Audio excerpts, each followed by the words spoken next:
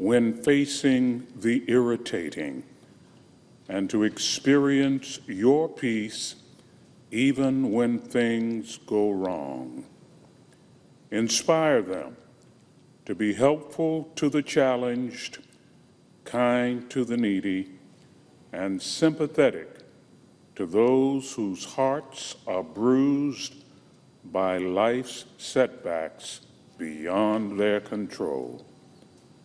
Grant our senators wisdom, courage, and perseverance for the living of these days. We pray in your merciful name. Amen. Amen. Please join me in the Pledge of Allegiance. I pledge allegiance to the flag of the United States of America and to the republic for which it stands, one nation, under God, indivisible, with liberty and justice for all.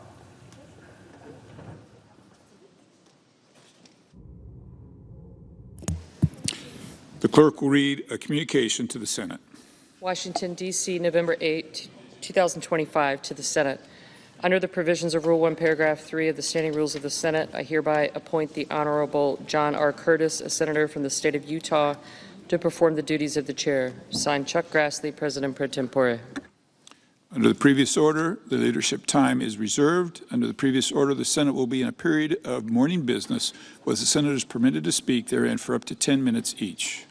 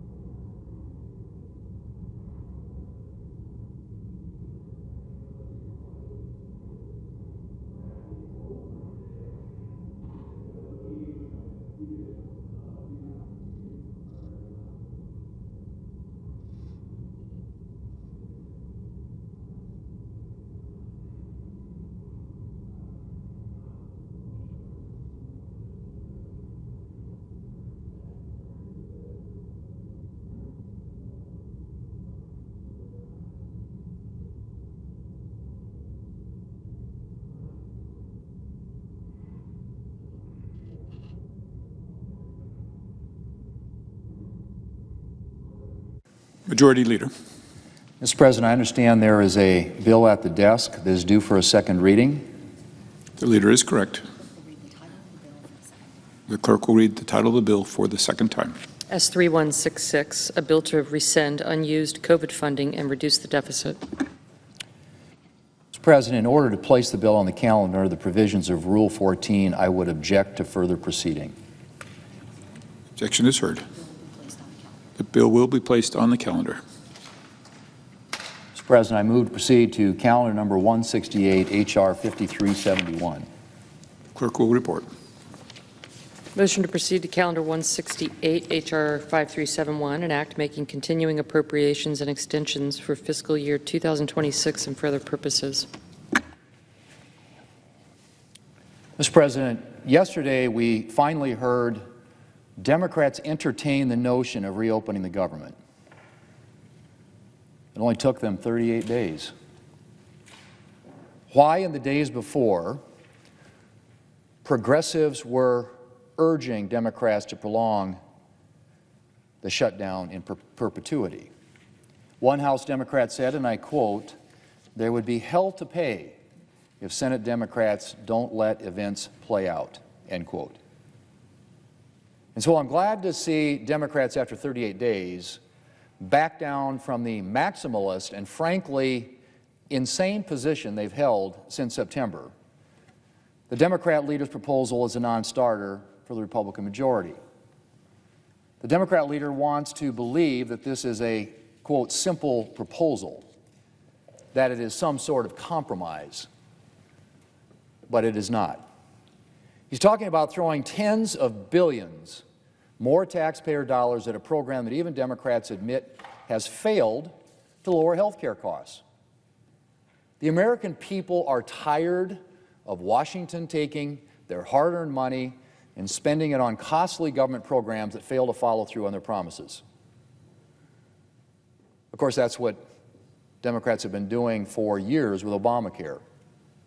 They passed Obamacare 15 years ago without a single Republican vote.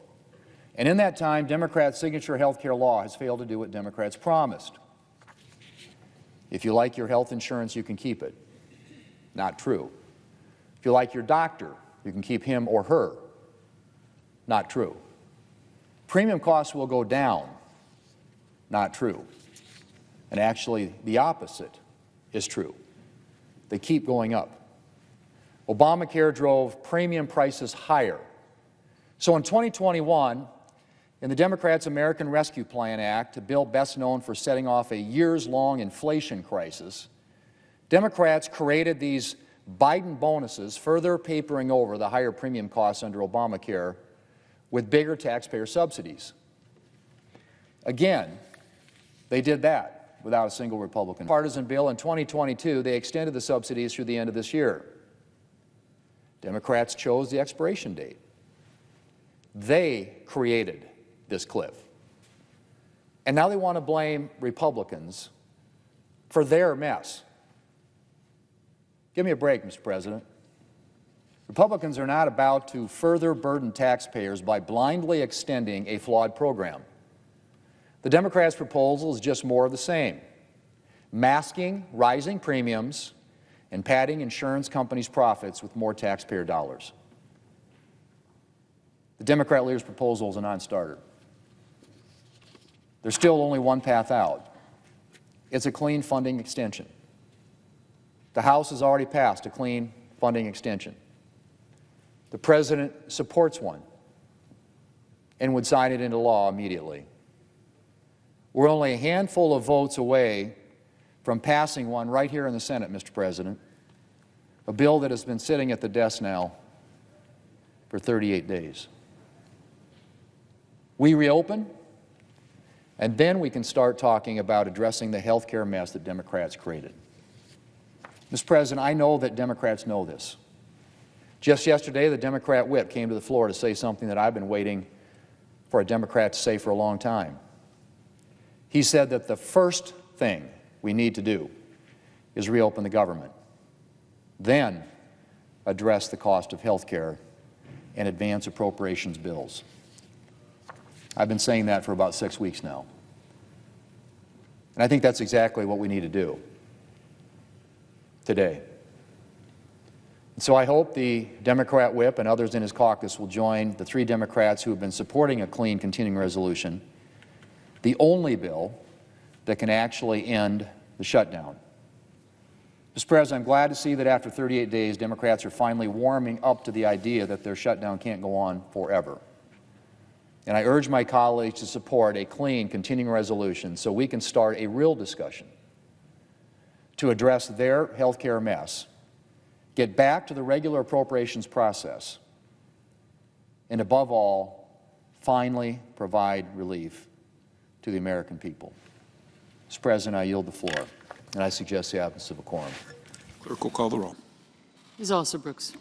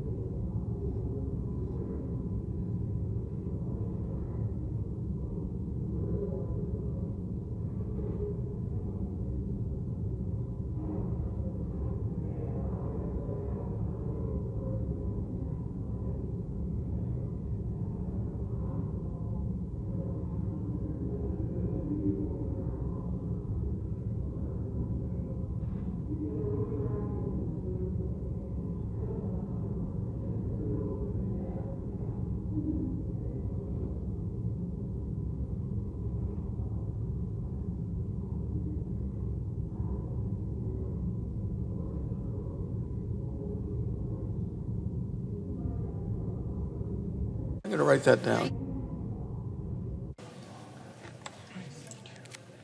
Flower needs the rain.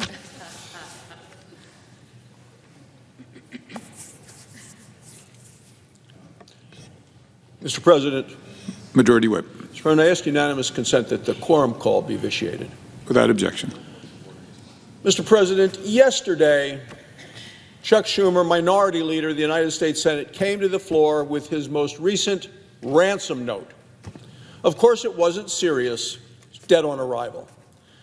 Senator Schumer is demanding that the U.S. government send a check directly to the insurance companies of America for the tune of tens and tens and tens of billions of dollars, right from the government, mainlined into the bank accounts of the insurance companies of America. Chuck Schumer actually cuts the people, the American people, the taxpayers, out of the process. The people who are waiting for food, the people who are waiting for paychecks, the people who are protecting us, cuts them out completely. Nope, direct money, Chuck Schumer, U.S. government, into the bank accounts of the insurance companies of America. Think about it. Direct payment, U.S. government to insurance companies, American people having absolutely nothing to say about how that money is spent. That's what Chuck Schumer wants. No accountability. What he said is if the Republicans will not send that $30 billion to insurance companies, and it may be more than that, actually, if you do all the calculations, the Democrats are ready to just keep the government closed, no paychecks, no food stamps, no military getting paid, nothing. Mr. President, this is a true reflection of the failure of Obamacare. Since Obamacare was passed by Democrats, and not a single voter, not a single Republican voted for it in the House or the Senate, Democrats alone, the costs of health care in this country have skyrocketed. You know what, Mr. President? So have the stock prices of the insurance companies. The average Obamacare premium has gone up by 221% since Obamacare passed. Remember when President Obama said that Obamacare would actually bring down prices? He said premiums would decrease by $2,500 apiece. It was a direct lie to the American people, and I believe Barack Obama knew it. He didn't seem to care. He was going to do anything he can to get a bill passed that was named after him.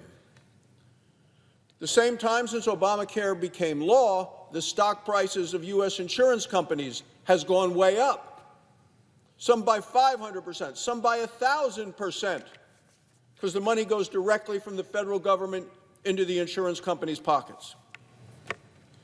And what the Senate Democrats and Chuck Schumer has held this country hostage now for well over a month, well over 5 weeks. What does he want to do?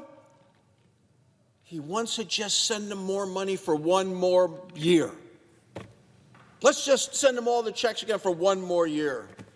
Republicans believe the taxpayer dollars should go directly to the people that are making their own decisions about health care for their families, not the insurance companies. Let the American people decide what works for them and their families. Remember, it were the Democrats who broke health care in this country. They broke it the very day that they passed Obamacare. And you know, Mr. President, recently the liberal New York Times stated the obvious. This was a headline Sunday a week and a half ago. Obamacare is pricey. Right there, headline, top of the page. Obamacare is pricey. Mr. President, I'm a doctor. I practiced medicine for 24 years in my home state of Wyoming. Chief of Staff of the Wyoming Medical Center in Casper, President of the State Medical Society. I'll tell you exactly what Obamacare is. It's a failure, it's broken, it's unaffordable. The American people know that. Now, Chuck Schumer and the Democrats want to spend and send another 30 or more billions of dollars to the insurance companies for the whole next year. This is a disgrace. It's not just a mistake, a disgrace.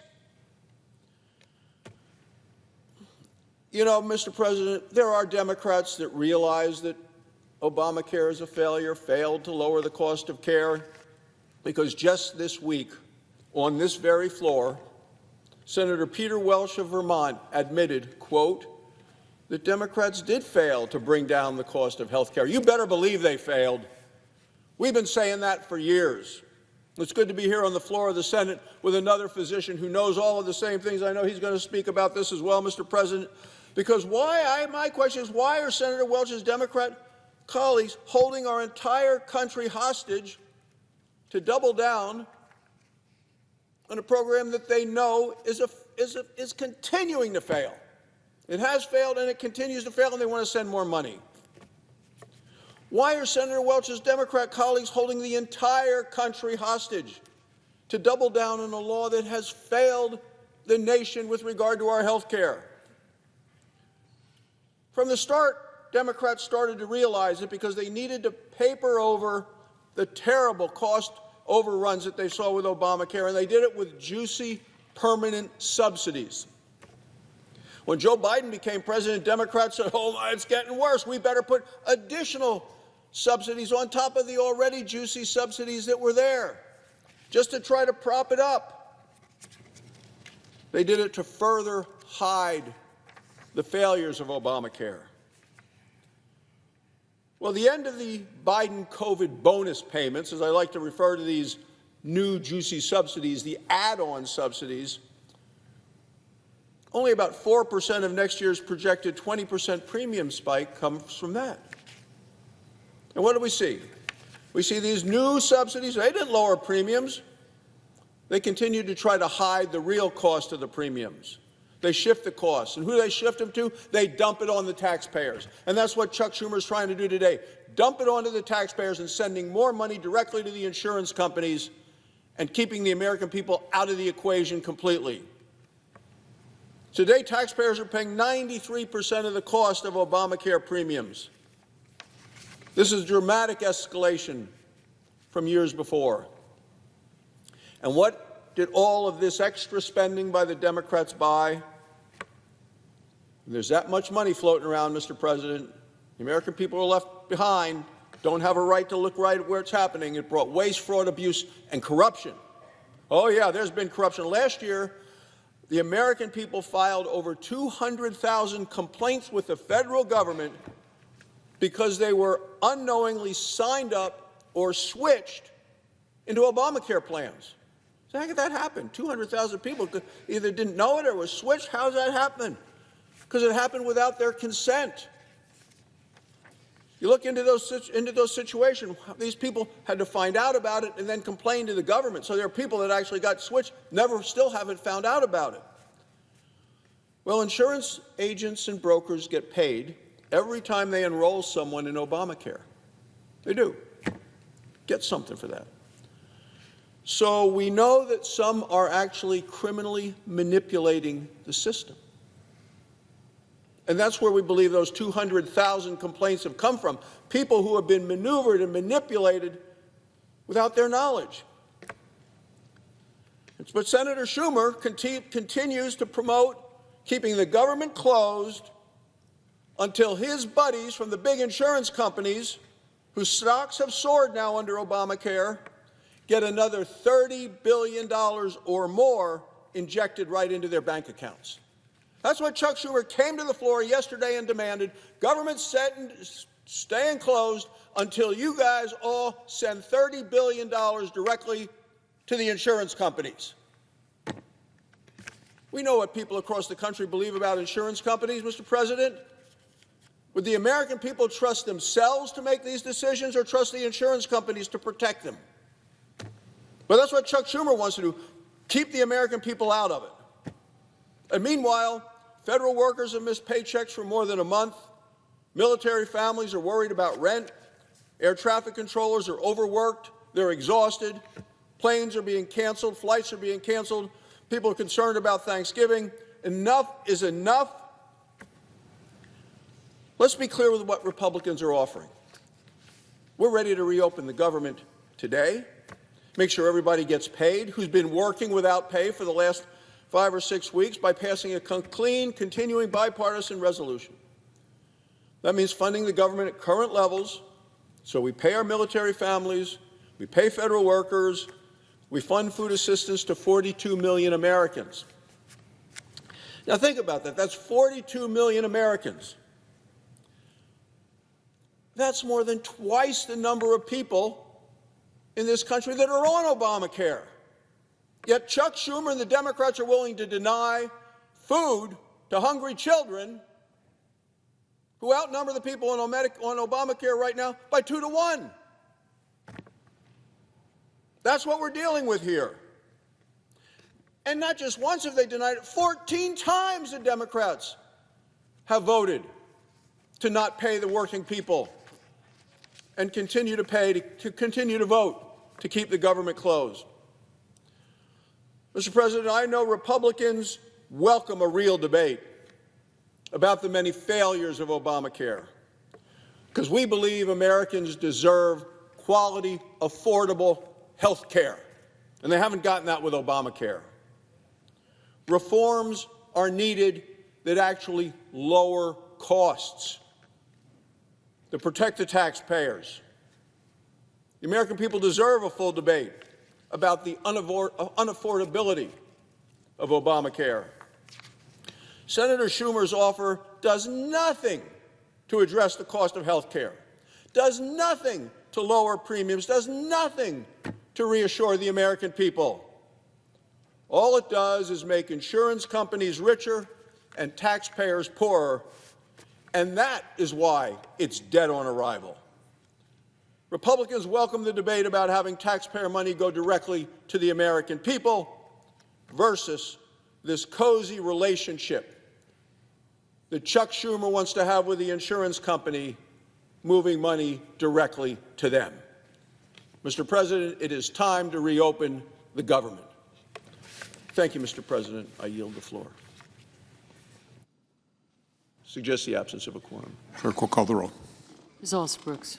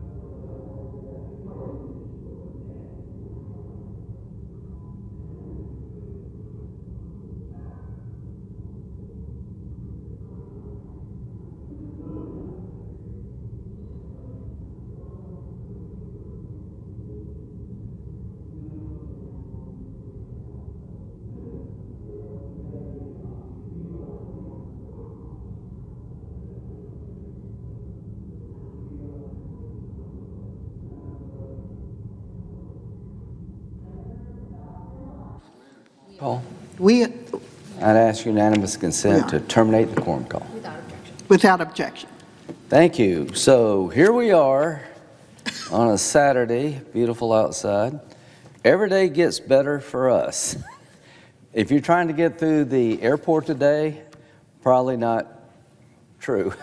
If you're working for the government not getting paid, not a good day for you, not a good day for us, not a good day for the country.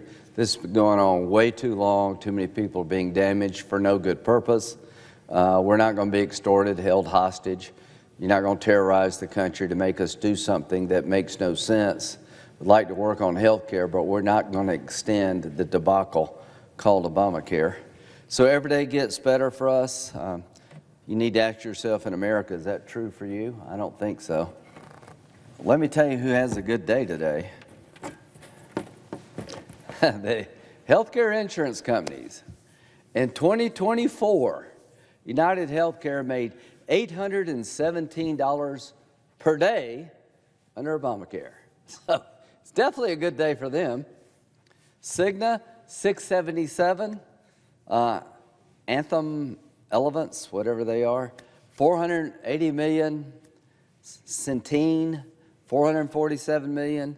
CVS, $358. Humana, $322. And lowly, Molina, $112 million a day. That's what healthcare companies get under Obamacare every day. So when Senator Schumer says it gets better for us, I guarantee you every day we keep this system in place is a great day for the healthcare insurance companies who have been making out literally like bandits under Obamacare. In case this job doesn't work out for any of us, you want to go into healthcare business? Big upgrade. United Health Group, CEO made $26.3 million. Cigna, $23.3. Molina, $21.9. Centene, $20.6. Elevance Health, Anthem, $20.5. CVS, $17.8. Humana lagging the field at $15.6. These people are doing very well. The problem is, health insurance companies do great every day from Obamacare. All these healthcare CEOs are doing fantastic, but you, the consumer, not so much. You were promised when Obamacare passed in 2010, President Obama said every family in America who participates in this thing will have about a $2,500 savings in premium reductions. It's been like a 100% increase. You just didn't miss it a little bit, you missed it a lot. This thing is unsustainable. Why do you call something the Affordable Health Care Act when every 5 minutes you're asking me and the presiding officer to dump $350 billion in it to keep it afloat? It's not affordable. It's never been affordable. The only people winning from this are healthcare insurance companies, CEOs, and it needs to stop. And why is the government shut down? The government is shut down because our friends on the other side are insisting we continue this program for another year. I'm not going to continue it for another day. I'm not going to pour tens of billions of dollars through Obamacare into healthcare insurance companies with the result being your premiums have increased by 100%. We're going to stop that. We'd like to work with you to come up with a better deal. Here's the good news. It wouldn't take much to make it a better deal. But if you're wondering what kind of deal it's been for healthcare companies, United Healthcare Group, 1,177% increase in their stock prices since Obamacare. Look at these numbers. I mean, 822, 414, 490, 859, 604, 595% increase in stock prices after the passage of Obamacare. These are the big winners, not you. And we're going to break this healthcare cartel. We're going to take this money that's flowing to insurance companies, and we're going to try to get it directly to you, the consumer, so you can have more purchasing power and actually, over time, create more competition and lower your health care prices. something Obamacare is not doing. And to illustrate my point, I've gone from no charts to a bunch of charts. This is a big change in my life. Even I can understand that. That's like a rocket ship compared to the rest of the economy. So what have we discovered in the last few days? We have discovered that the subsidies under Obamacare are a windfall for insurance companies. We've discovered that every day we talk about health care as it is today, they're making a gob of money, hundreds of millions of dollars a day. We've learned that these health insurance companies have had stock increase prices unlike any other sector of the economy, and it all happened after Obamacare. They promised you lower premiums. Your premiums have doubled. What's happened? The big winners, insurance companies, and insurance companies are doing the Democratic Party's bidding. They're signing up people for Obamacare that haven't made a claim in 3 years. For every person they could find, they get money. So they got incentive just to stack this thing with people, whether it's good health care or not. So what did President Trump say today? He said, he recommended to all the Republicans, stand your ground, break this cycle, take the money away from health insurance companies and let's flow it to the people to give them more purchasing power and stop the money-sucking health insurance companies from taking tens of billions of dollars out of Obamacare. So the Affordable Care Act is not affordable. There is a better way. We're going to insist on that better way.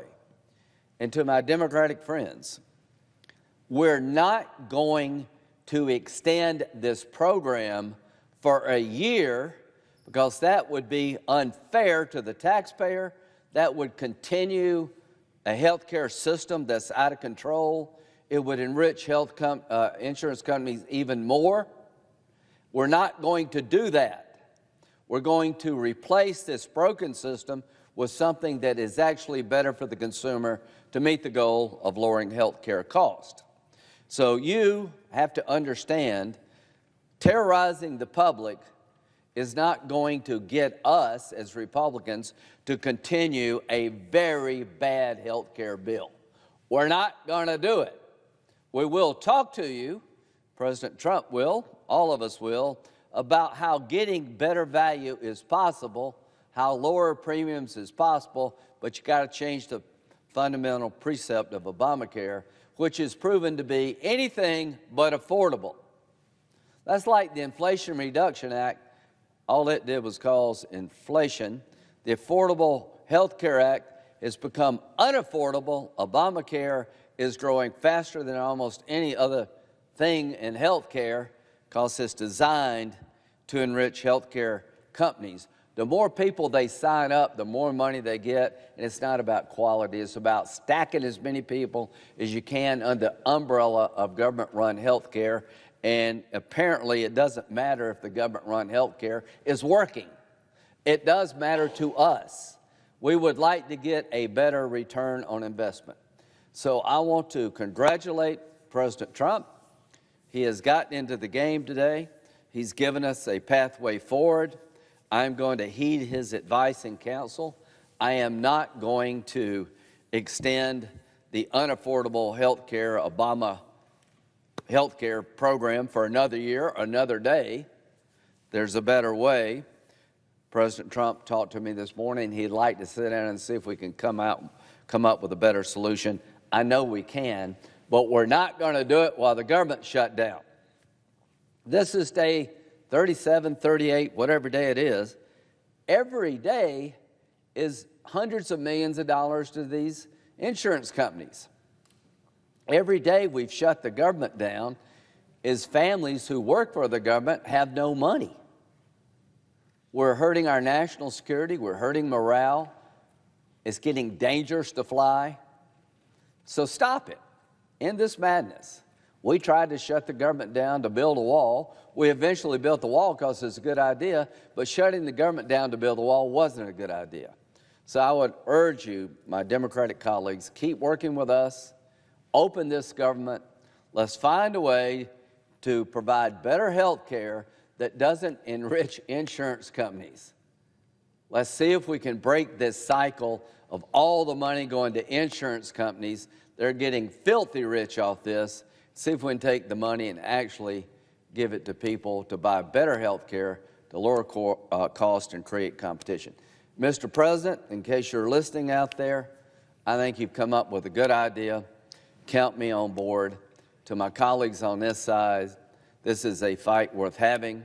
To my Democratic colleagues, let's open up the government and act like adults and see if we can get this problem in a better spot. We'll never do it with a government shutdown. The only thing that's going to come from the government shutdown is misery, pain, and heartache. With that, I'll yield.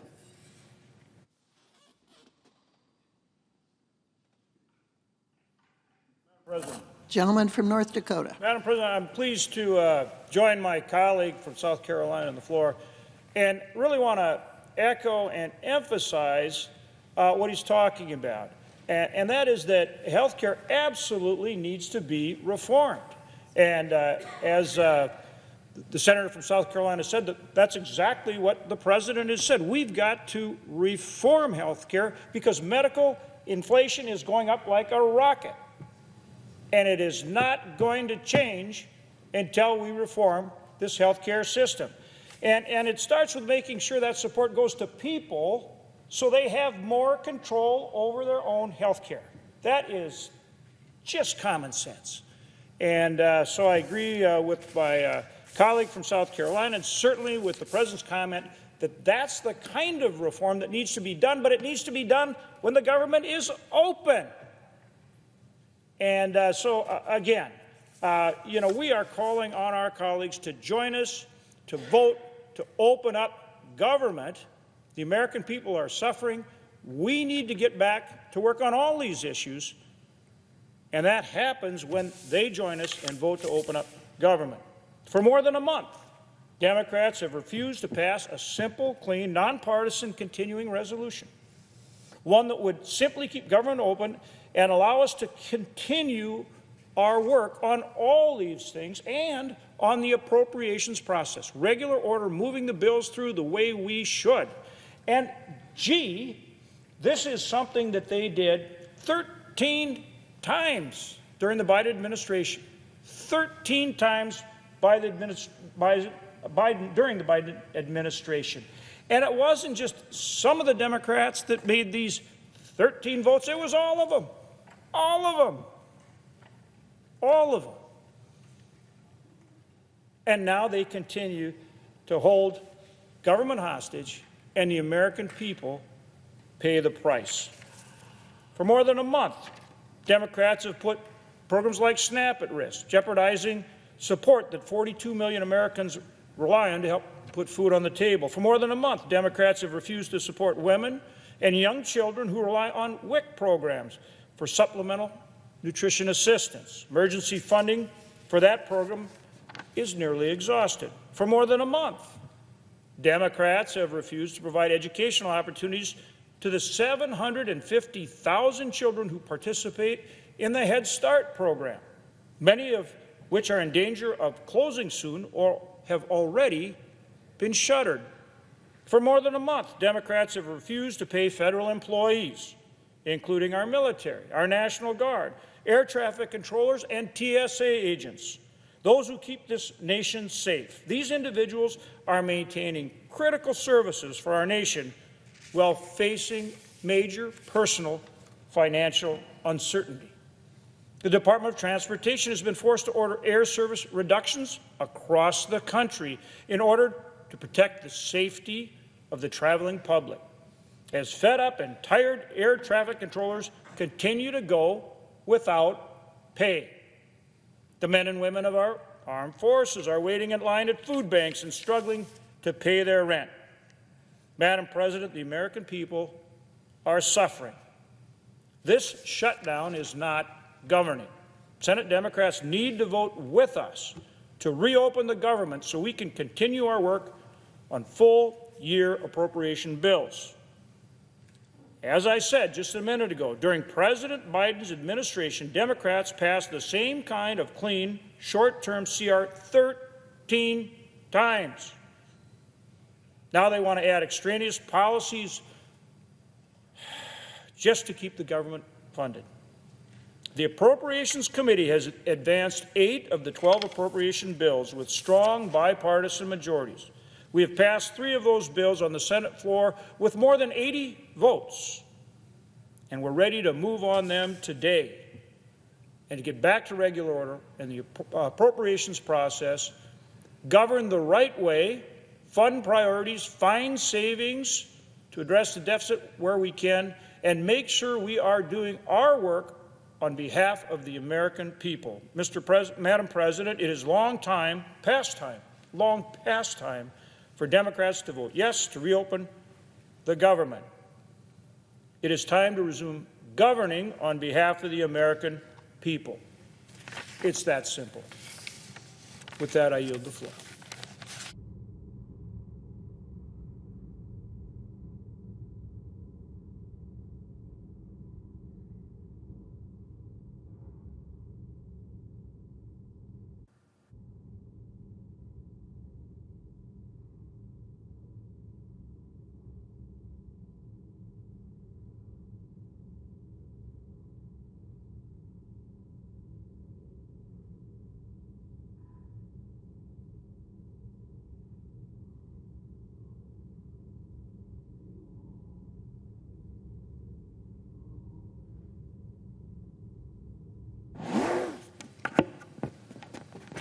Madam President, Gentleman from North Dakota. I note the absence of a quorum. Clerk will call the roll. Ms. Alsobrooks.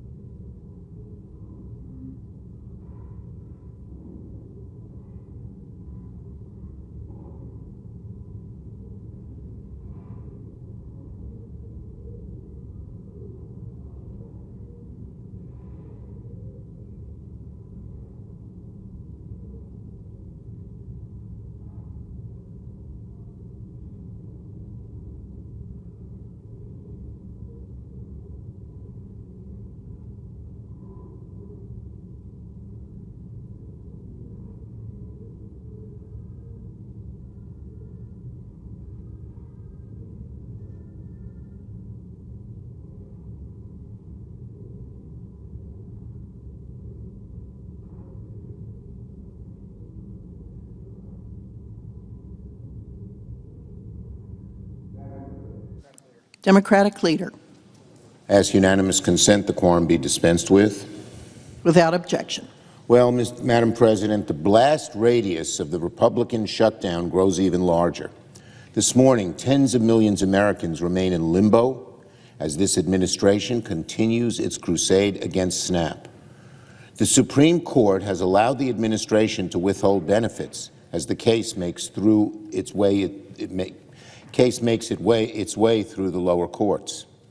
For this administration to go all the way to the Supreme Court just to get out of having to pay SNAP benefits for hungry kids is pathological levels of vindictiveness. This crisis is in the administration's hands. It's all them, not anyone else. The minute the administration wanted to, it could find a fix for SNAP and ensure that people don't go hungry. But they're not choosing to act in what is really a nasty act of hostage-taking against the most vulnerable people in our society. Let me read what the Rhode Island judge said earlier this week about this case. Quote, "People have gone without for too long. Not making payments to them for even another day is simply unacceptable."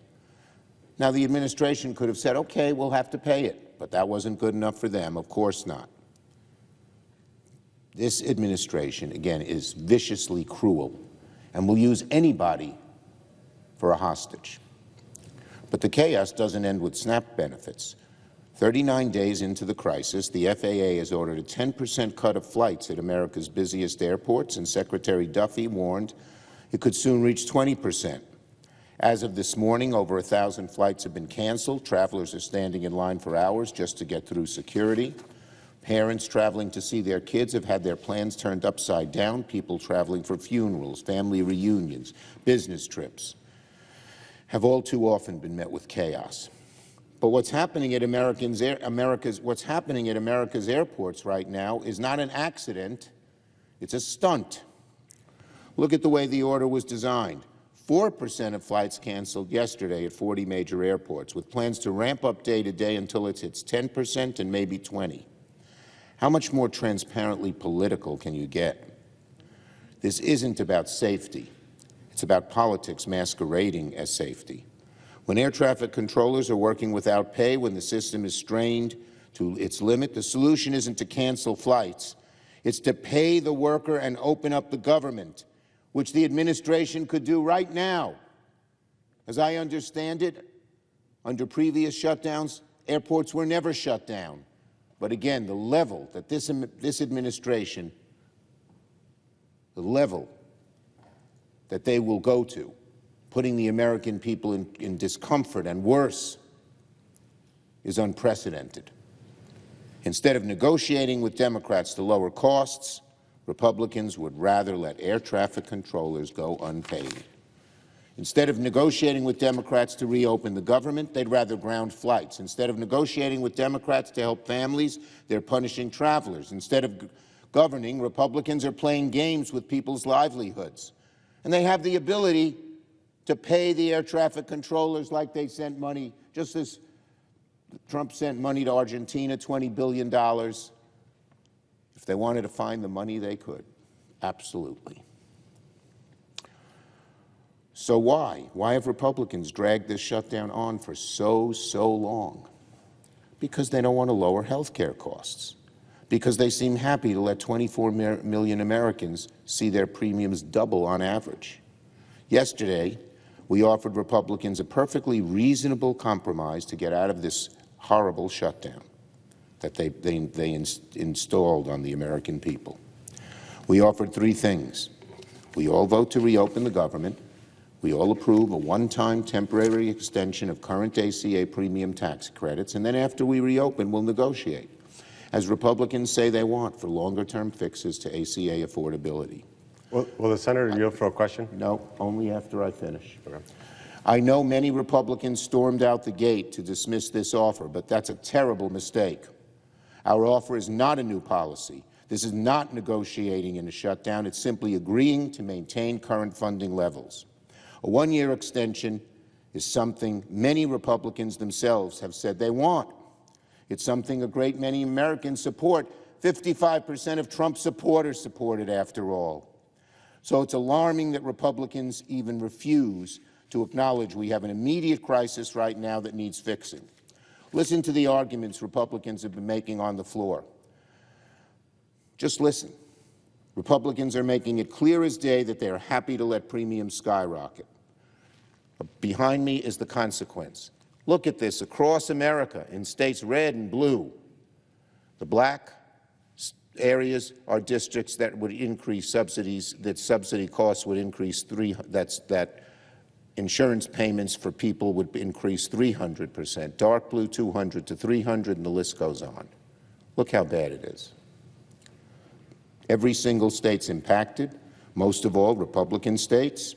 Look, if Republicans want to talk about long-term fixes to ACA affordability, Democrats are ready. We said so yesterday. But in the meantime, doing nothing is derelict because people will go bankrupt, people will lose insurance, people will get sicker. And that's what will happen if this Congress fails to act. Republicans must act. I yield to my colleague from Ohio. Thank you to the Democrat leader for yielding to a question. Have you put forward a proposal that we can read that you referenced in your speech, what says a clean continuing resolution with the extension of the ACA Biden COVID credits? Yes, as we spoke yesterday. So there is I will not be interrupted. No, my question is there a proposal in writing that we can read? There is a proposal that is very simple. First, you haven't put your proposed fix to the ACA, the new one, which Leader Thune has spoken about on the floor, so we can't give you a counter in writing. But it's very simple, because we have two sentences we would add to any proposal, which would extend the ACA benefits for 1 year. That's all, plain and simple. And the leader can put that in his proposal on opening up the government. So it doesn't need a vote. It can't be blocked by anybody. It's the right thing to do. Would it still have no income caps, so people who make $1 million, $2, $3 million a year? As we said, if he would have listened to my speech yesterday, once we pass the 1-year fix, so people right now aren't in difficulty, we would sit and negotiate that. The leader has said he won't negotiate before. We're willing to negotiate once the credits are extended, plain and simple. And we made that in our proposal yesterday. So for 1 year, people making millions of dollars would still receive these COVID-era subsidies? The bottom line is the senator from Ohio ignores that 99% of people, you want to hurt people making $10,000, $50,000, $90,000 and hold this up? We can fix what the gentleman said in a negotiation, but don't have people who are every day being hurt by paying thousands of dollars more that they can't afford. I know that the senator from Ohio cares about the billionaires. We care about average working people. I yield the floor. So just to be clear, Mr. President. Was recognized. So just to be clear, what you heard from the minority leader was the following. I just want to recap it for those of you who might have missed. Number one, he acknowledged that the Democrats have actually not put forward a written proposal that people could look at. Number two, he acknowledged that his plan would be to allow millionaires, let me just say that clearly, people making millions of dollars would receive Biden-era COVID Obamacare subsidies. You heard that right. No income cap. I was going to ask him before he stormed out of the room, because evidently he doesn't want to hear any opposing views or actually engage in meaningful negotiation. He would have heard me ask the next question, Madam President, which is, would he continue $0 premiums, which we know for a fact have enormous levels of fraud? If he had stayed, I would have asked him a third question. Does he want these monies to go directly to insurance companies? Let me repeat that, Madam President, because I don't think the American people have been told the truth here. This money does not go to people on Obamacare. This is a check written from the federal government to the wealthiest insurance companies on the planet. He wants no income caps, millionaires getting COVID subsidies. He wants $0 premiums that are filled with fraud. And he wants to enrich insurance companies even more. And because he can't get that, here's the irony. There's federal workers, military, TSA, the clerks here that aren't receiving paychecks, that might get their health insurance canceled because we're not sending the premiums in. He's doing this to help people who have made millions of dollars already with this flawed health care system. And, Madam President, to make it worse, he admitted right here on the floor of the United States Senate, the minority leader admitted that he has actually not submitted a written proposal to allow the Senate to consider. And let me just say one last thing, and I'll yield my time to the senator from Louisiana, who last night I want to give him enormous credit. Honestly, phenomenal proposal. I love what you said, which is instead of sending this money to insurance companies, why don't we send it to the people directly? Let them be empowered to hold insurance companies accountable. Let them make the decisions. I find it laughable that he says, I'm for billionaires. I'm somebody who worked my entire life in a private sector. And according to financial disclosures, he has a higher net worth than I do. And he's been a politician his whole life. So I don't know the math around that.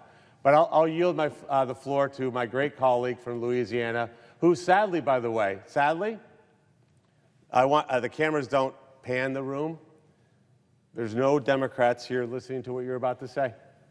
And you're here because you're a good man, because in your heart you want to fix this. They say that we won't negotiate with them. They want to negotiate with President Trump, which is funny because I look around, there's little plaques all over this floor. There's none that say Donald J. Trump. There's none that say that. This is a negotiation among the United States Senate. But they're not even here. Look, gone, empty, empty. Maybe they're at lunch with some lobbyists. Maybe from insurance company lobbyists are taking him out and playing golf today. I would if I were an insurance company lobbyist. I'd be like, man, you guys are making me rich. Like filthy, filthy rich. And isn't it, and I'm going to end, I swear here. Isn't it ironic, Senator Cassidy, that we want to give the money directly to the American people, and they want to give it right into the pockets of the people who fund their campaigns. And maybe they even own those stocks. Things for people out there to listen to and think about. I'll yield the floor now. Thank you, Senator Moreno.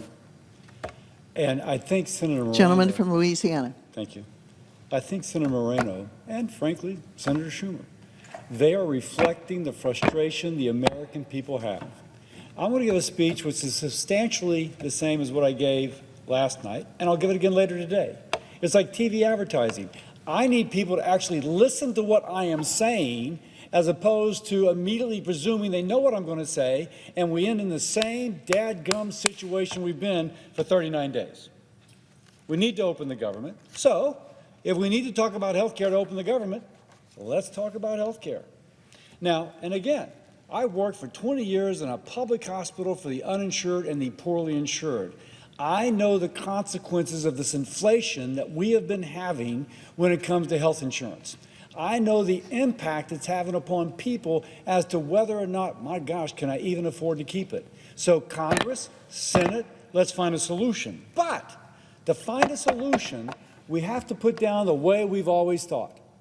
The way that, oh my gosh, we are going to oppose if the other side proposes it just because the other side proposes. We've got to actually move beyond the entrenched way of thinking and be creative.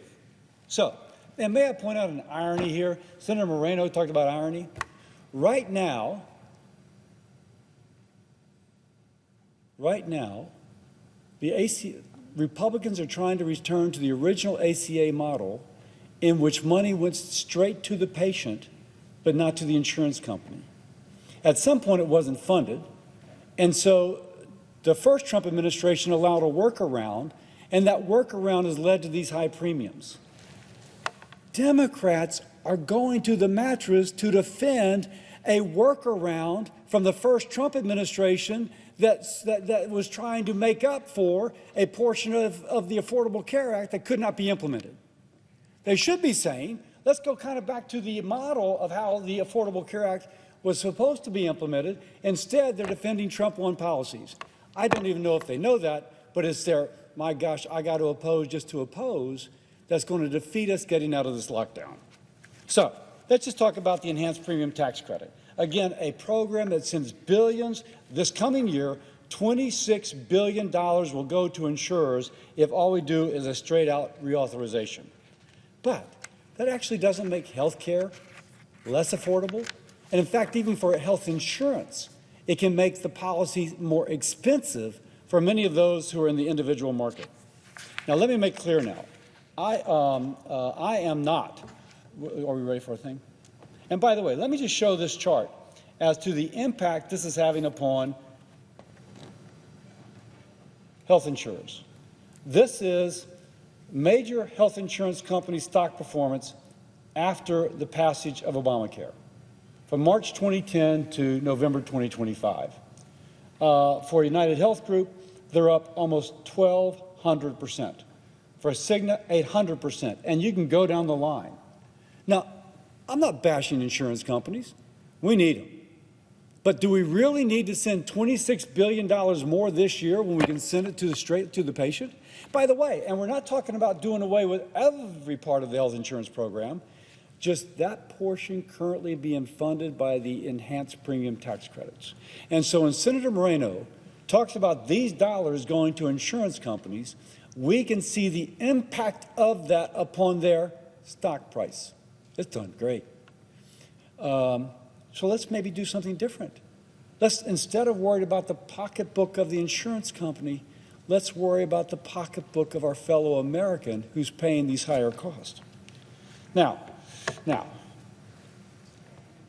instead of paying the insurance company to manage the care, my proposal is to have a pre-funded federal flexible spending account. Now, before I go into that detail, let's talk about the problems of the enhanced premium tax credits. And by the way, this is Bill Cassidy talking. This is not the chairman of the Health Committee. This is not the Trump administration. This is not the leader of the Senate. This is my proposal, and I don't attribute it to anybody, although I'll note that the president apparently is in support. And right now I'm speaking to my colleagues, and I'm speaking to Americans who might be watching. Now, under the enhanced premium tax credit, if your insurance premium goes up, Washington just pays more.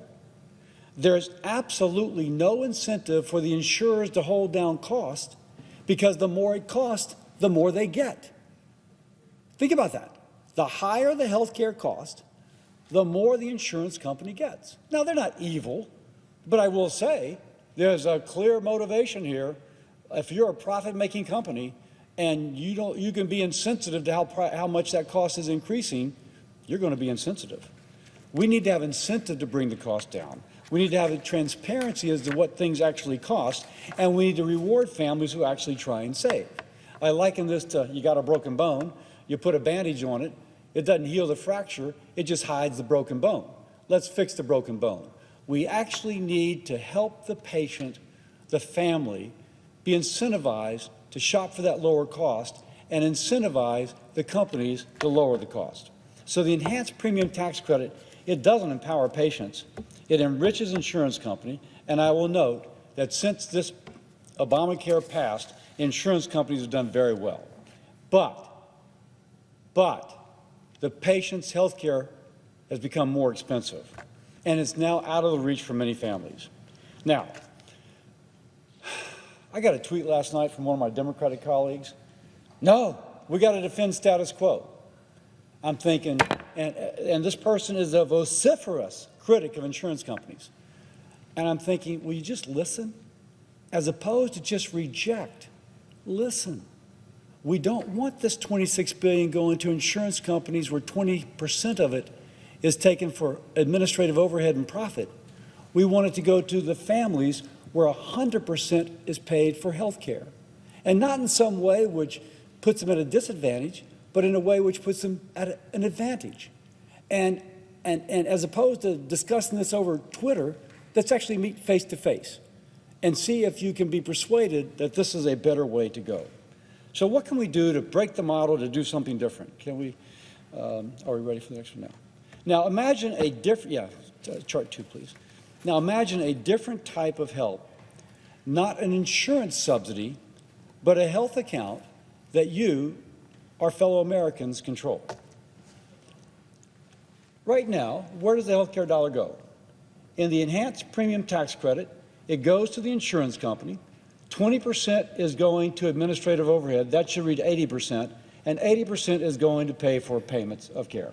So 20% for administrative overhead, you lose that, 80% to take care of payments. Here, we take that portion of the current payment the federal government is making that goes to enhanced premium tax credits, and we put it in a pre-funded flexible savings account. and the patient has an account. My wife and I have one of these. It works pretty well. And 100% of the money goes to paying for health care. And it can pay for the physician, the medicines, it can pay for dentistry and orthodontia. So in all this, you've got a 20% plus up in the amount available to actually pay for health care. Now, every eligible American citizen on the exchange would get this federally pre-funded. I keep stressing the pre-funded. In the health savings account my wife and I have, we're on an Obamacare exchange, we actually take a portion of our income and we designate it to go into the flexible spending account. But here, we would take a value equal to the amount the person would have otherwise received from the enhanced premium tax credit, and we put it in the flexible spending account. And it pays for real world expenses. I just mentioned it pays for dental care. It pays for eyeglasses. Keep in mind, many insurance policies on the exchanges don't pay for dental care, and they don't pay for eyeglasses. It's something extra that you have to purchase. In this case, the flexible spending account would allow that to be done. Prescription drugs, your routine medical services and preventive care. It does not go for premiums, though. It goes to the patient, and the patient then uses it as she understands, helps her family's budget the most. Now, by the way, let me just give a shout out to the president. He recognizes we have a problem. He knows the insurance market is broken. He put out a tweet last night favoring this approach. And you can't read this because it's too much language, but you see it's from Donald J. Trump, and bottom line is he wants money to go to patients and not to insurance companies. And the response to that from one of my Democratic colleagues was, oh, we're taking money from insurance companies. No, we're taking that portion that would be part of the enhanced premium tax credit, and we're putting it in a pre-funded flexible spending account. If people would just listen as opposed to automatically reject, and if people would realize that Democrats are defending a Republican workaround to something that Obamacare tried to do, but they wrote the language poorly so it couldn't be implemented, maybe they would stop and reconsider. Why am I part of this totally ironic situation where Democrats are fighting to the death, keeping the government closed almost 40 days because we want to defend Trump 1 administration policies? The irony here is incredible.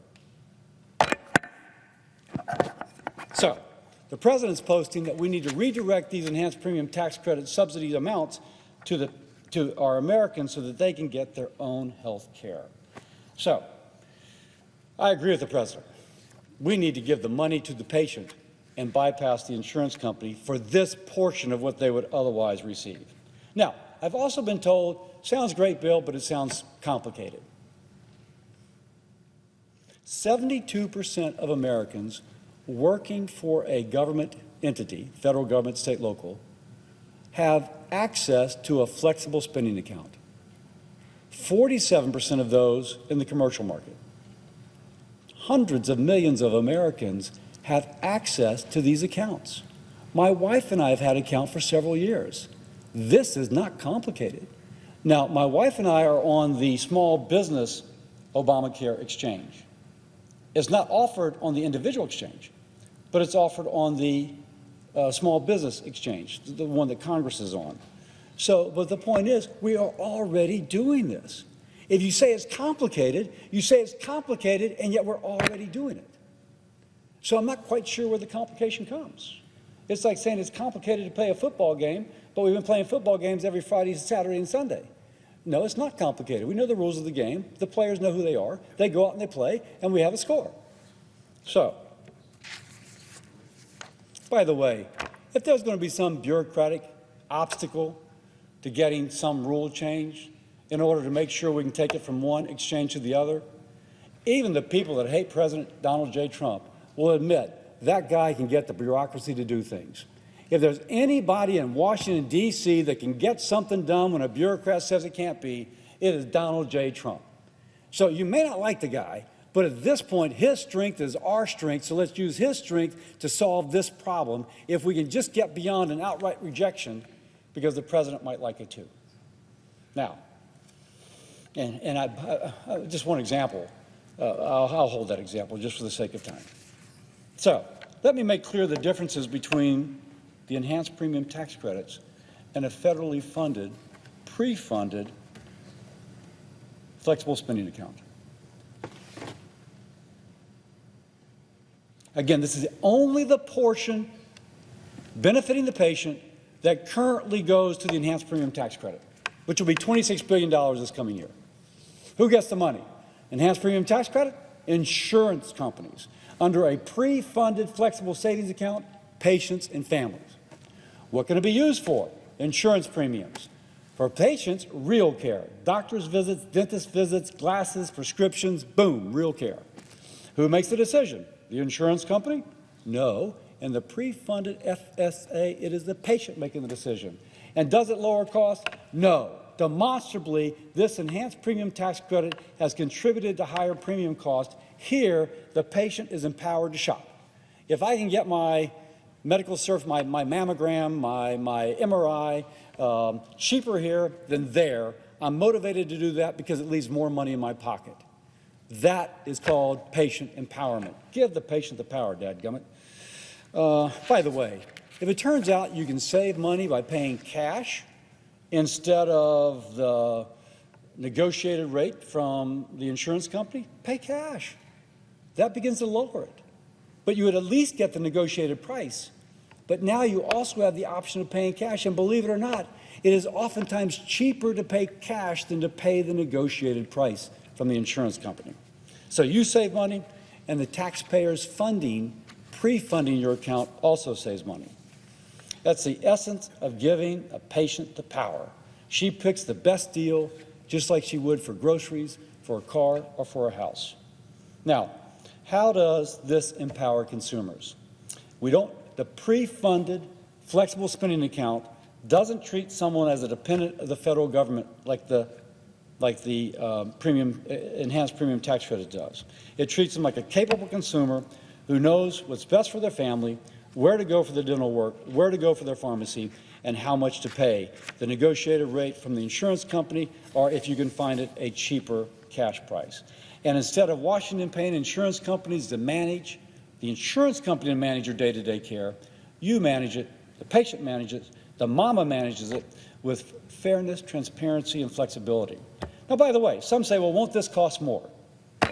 It'll cost about the same as the enhanced premium tax credit, which should be something to appeal to my Democratic colleagues. By and large, we would take the same money going for the enhanced premium tax credit, and we would put it into these pre-funded flexible savings accounts. Now, we'd cut out the fraud. You save some money there, and some little bit and little bit. The second year, I think we would save money. I'd like to do this for 2 years, but this is up for talking, because people are going to start purchasing more wisely. Other reforms will kick in. But the point being, my Democratic colleagues, it'll cost about the same as far as I'm concerned. But the difference is, instead of 20% going to an insurance company's profit and administrative overhead, 100% is going for real care. So, this isn't just fiscally responsible, it is common sense.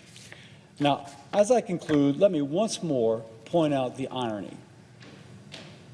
The irony is the enhanced premium tax credits, you can draw a straight line back to the higher premium cost associated with the Trump 1 administration trying to find a workaround for a poorly drafted Affordable Care Act. And since then, premiums have gone up. And what my Democratic colleagues are fighting for to the death is to continue a direct result of that Trump 1 policy. And you could say there's some irony that Republicans are saying, let's go back to an original structure because it gave more money to the patient. I would like to say that's something that, as a Republican, I was always for. But I would say that currently the Democratic position is entrenched. Not all, but entrenched. If a Republican proposes it, if Donald Trump treats in favor of it, we have to reject it. All I'm asking is stop being a Democrat for just a second and be an American. Be an American who hadn't been paid for 40 days. Be an American who's paying too much for our health insurance and too much for our health care. Stop being a partisan and start being an American. I am ready to talk. Again, it's Bill Cassidy, it's not Trump, it's not Thune, it's not anybody else. But only when we begin to communicate are we going to find a solution that works for us all. Let's stop writing blank checks to insurance companies. Let's invest in the patients. And I'll finish by saying this. We got to open the government. We got to open the government. And once we do that, we'll have the people back that can finish drafting this. But we have to be willing to take a risk. We have to get out of our entrenched positions. And by the way, I'm going to get criticized for this, but we got to take a risk. And we take that risk, if we're brave enough to do something different, then we're going to solve this problem. I'm a doctor, but most importantly, I'm a doctor who's an American that wants our country to be served by a Congress which is more concerned about partisan bickering than about the people back home. With that, I yield. Will the senator from Louisiana yield to some very quick questions? Yes, sir. First question I have for you, senators. How many Democrat colleagues are in the chamber today, right now? Unfortunately, none.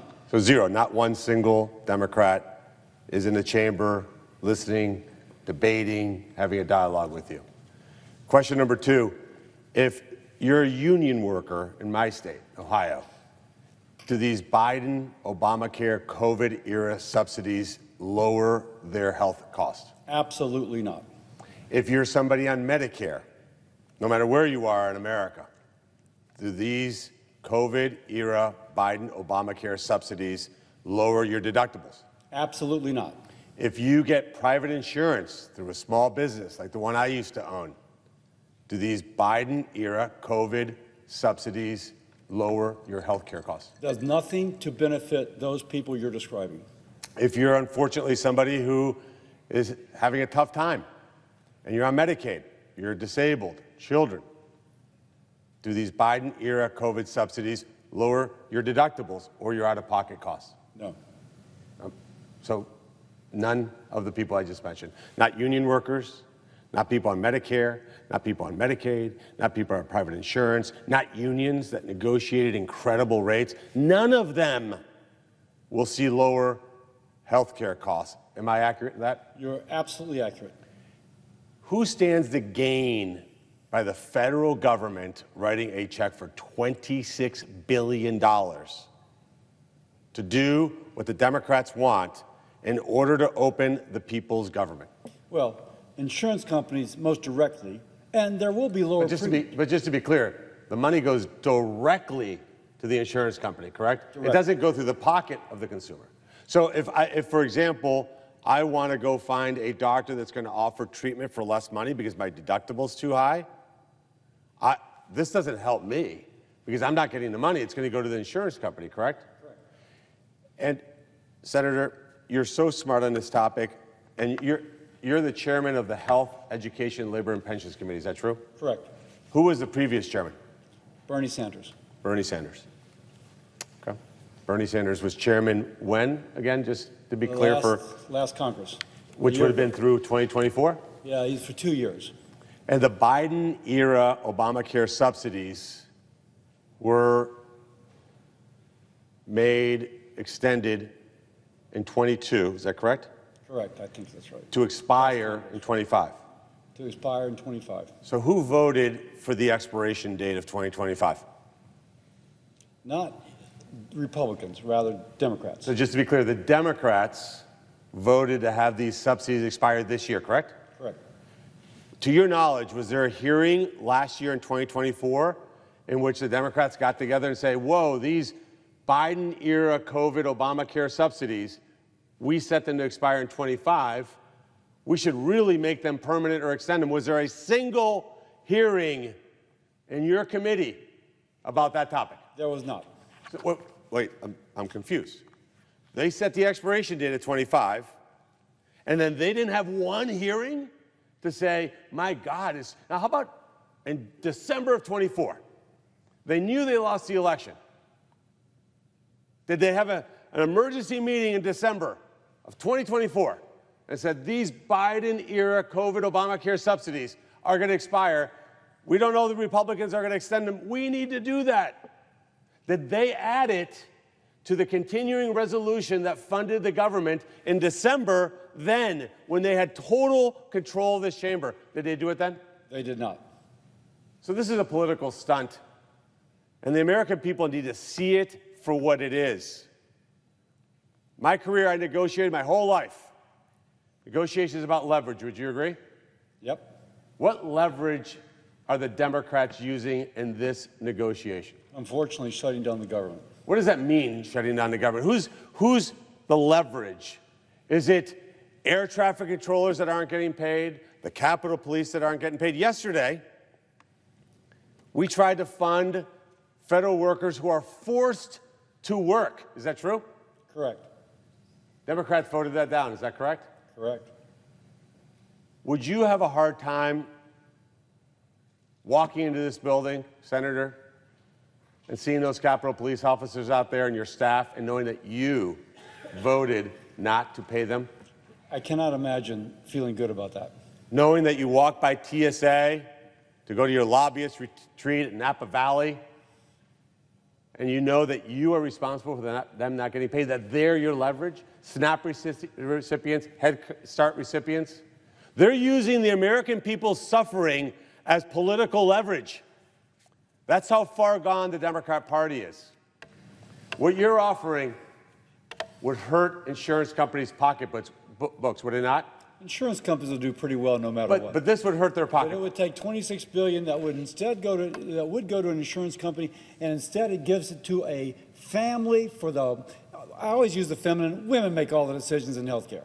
It would give her the ability to make a best decision for real care for her family, finding the best value for her dollar. 100% of it would go to her, to all of those, and they would make a better decision. Two final questions, and I will yield the floor. Our great senator from West Virginia needs to speak. $26 billion. $26 billion, a number that most Americans can't even conceive. The government is staying closed because Democrats want to give $26 billion more to insurance companies, and you're proposing to give that to the American people instead. Is that accurate? Absolutely. Last question. The COVID Biden-era subsidies were set to expire in 2025 by Democrats. Did you know that when they had power, they set the EV, electric vehicle subsidies, to expire in 2032? Wait. So just to understand, the EV subsidies did not expire until 2032, but this subsidy for people's health insurance expired this year.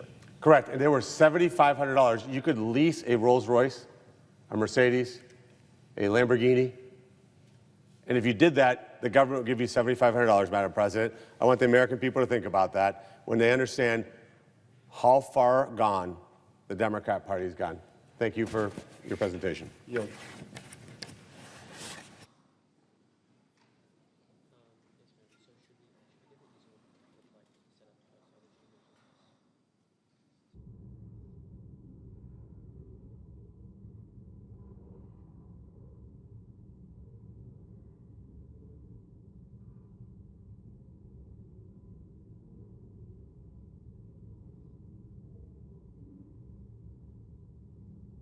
Madam President. Senator from West Virginia. Madam President, while we're getting set up here, I want to thank my fellow senator from Louisiana who just spoke about an issue of health savings accounts, flexible spending accounts. You know what always gets me about the pushback on something like this, when people are going to be able to make their own decisions and have the money go to them rather than an insurance company. For some reason, the other side always underestimates the real intellect and the real thoughtful decision-making that go on in families every single day, no matter what your socioeconomic, how much money you make. They always underestimate the voter, and they're underestimating the ability of a family to make a decision about their own health care when they do that. So I congratulate him for his thoughtfulness, as always, and really common sense and really simplicity of what he's really saying. So if anybody's been outside today, and I know many of you are here working, unfortunately, it is an absolutely gorgeous day. Great day for football. Beautiful sun, not too hot, not too cold, gorgeous day. But for a lot of people, it's not a good day. A lot of people around this country are wondering when they're going to get to go back to work, when they're going to get paid, how they're going to feed their families, is their trip going to be canceled? All of this has been put on to the American people, and here we are again, day 39 of the Schumer shutdown. And what is there to show for it? Well, nothing, except a lot of pain on a beautiful day. The chart here, I'm going to put up here myself, is something that I think really hasn't been talked about enough, but it's really something we need to focus on because it shows the fairness of what's going on today. 13 times during the Biden-era presidency, we passed this exact same bill, extending government. Some of this, the VV, is by voice votes. I voted for every single one of these, and so did many of my colleagues. 13 times.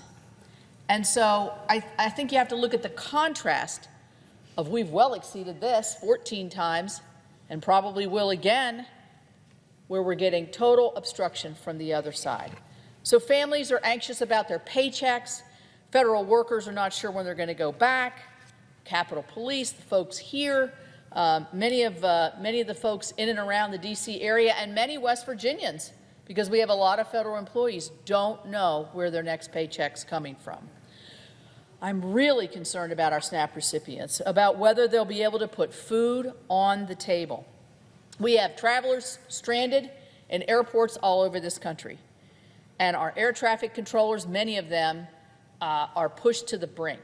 They're not getting paid. They've got a lot of anxiety about that because they have so many obligations, like many families. They can't meet the obligations. Veterans are facing delays as well. You know what? The American people do not deserve this. They deserve a beautiful day in the fall, watching their favorite football team, if that's what they want to do, or watching their grandchildren play soccer, and not have all of this put on top of them. So instead of ending the shutdown, the Democrats have come forward with their so-called offer, which is a one-year extension of the Obamacare Act subsidies. Well, let me make clear, as my colleagues have, this offer is just absurd. We've been doing this for 39 days the government's been closed. 39 days. And yet this offer is supposed to be the bridge to the end. To me, that's just incredible. The plan is to give $26 billion handout to the insurance companies. Here's my second chart, which shows the revenues per day of insurance companies that do health insurance benefits through the exchange. I mean, it's not millions, it's hundreds of millions. And yet, the Democrats want to hand over another $26 billion. So who does it benefit? It benefits the wealthy. There's no fraud protections.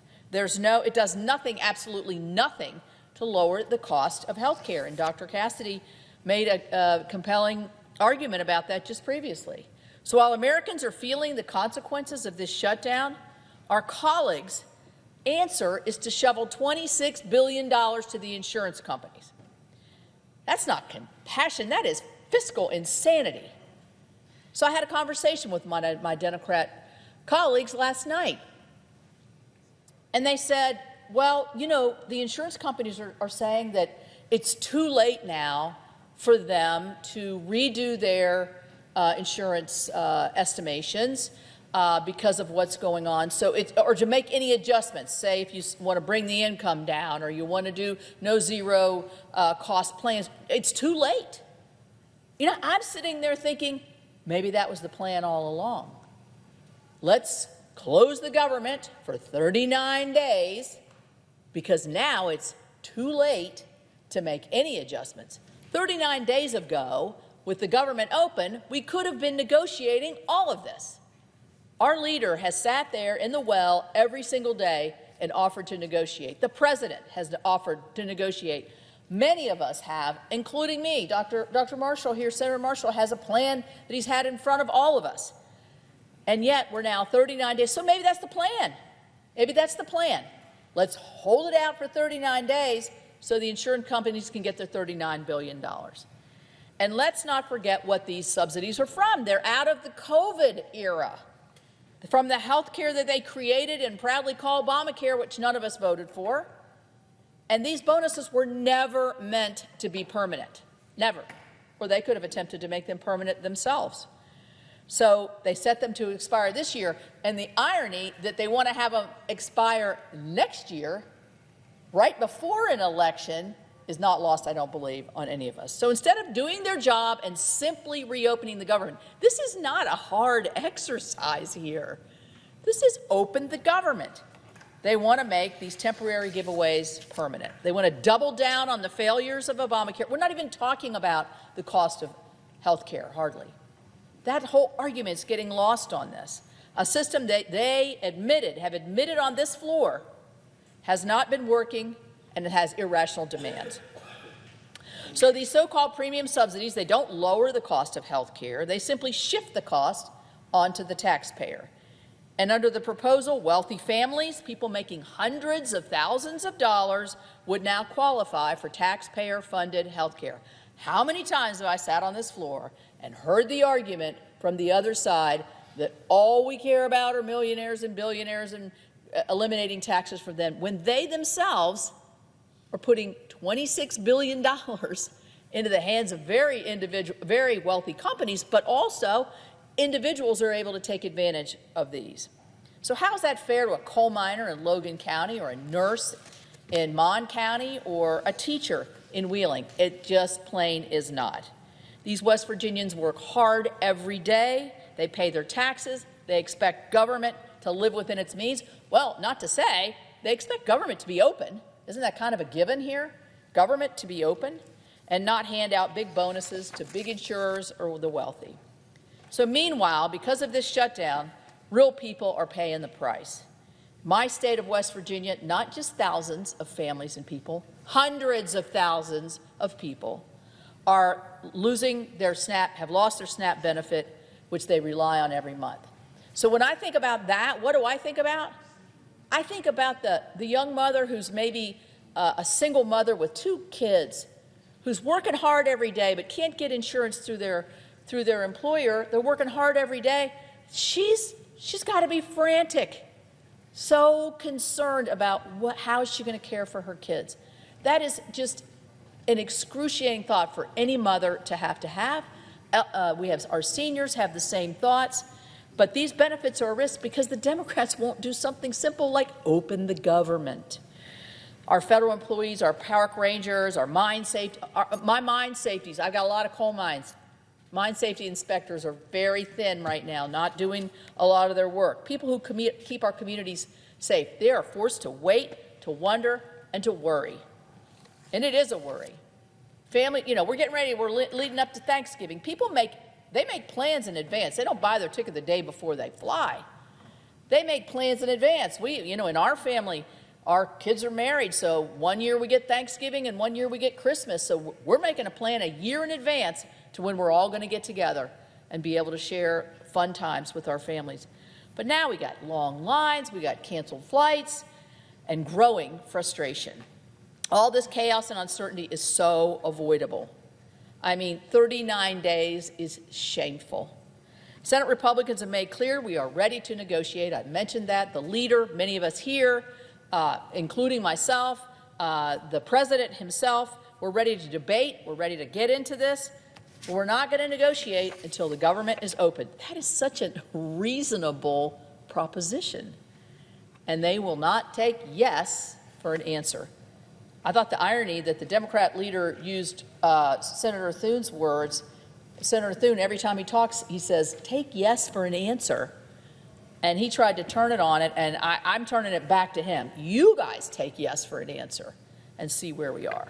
I've talked a lot about the financial costs that this shutdown has brought forth on the American people, but there is a not-so-hidden cost here, one that's harder to measure, and that's the uncertainty and the anxiety that this is bringing to families and businesses across the country. Not to even mention what the international thought must be. What is wrong with these people that they won't open the government? This has got to be what the international community is thinking every day. So, the worry about where your next paycheck will come, when you'll be able to go back to work, when things get back to normal, when I can sit in the stands at my home football game and actually not have all these burdens on my mind. These costs can't quite be measured, but they are very, very real. So I have a hard time believing that my colleagues on the other side have truly grasped this impact. I don't know who they're talking to, but we're getting phone calls, personal conversations all day long talking about the cost of this shutdown. If they did grasp it, they wouldn't have dragged us out for 39 days. I've heard the news reports that some of them are feeling emboldened because of an election on Tuesday. So really? We're going to hold that young mother who's got those 2 kids, we're going to hold her hostage of whether she can feed her family because we have a political advantage? That is just a shameful thought in my opinion. But apparently, by their own words, it's real. You know what? There's no political advantage to a shutdown. I've been through so many of them. I voted many times to reopen the government. There's no political advantage to having our government shut. So I'm also a member of the Appropriations Committee, and I have to say, after many years of stagnant, we've passed bills out of committee, including my bill to fund the Departments of Health, Education, and Labor. It is historically a very challenging bill to pass, but we passed it out of committee with bipartisan support. It's waiting here to be brought up to the floor. We passed 3 bipartisan bills through the full Senate, and hopefully we'll be able to vote on those shortly. Leader Thune has fulfilled a commitment to bring these bills to the floor with more to come. Because you know what? That's what legislating is all about. That's what legislators do. So one of the great frustrations to me in this whole process is that the members who supported these bills in committee and on the Senate floor now won't allow us to move forward on these bills. So today I urge my Democrat colleagues, stop with the gimmicks, stop with the political advantage and the political theater, stop holding the government and the American people hostage to a partisan wish list. West Virginians don't want political gains. They want their government open, they want their benefits secure, they want their leaders focused on results. Let's reopen the government, let's restore certainty and sanity, and then let's let the hard work of reforming our health care system in a way that lowers costs and empowers patients. Patients and families. We could have been doing this for 39 days, by the way, but we can't until the government reopens. That's what leadership looks like, that's what government looks like, and governing, and that's what the American people deserve. Thank you, Mr. President. I yield the floor.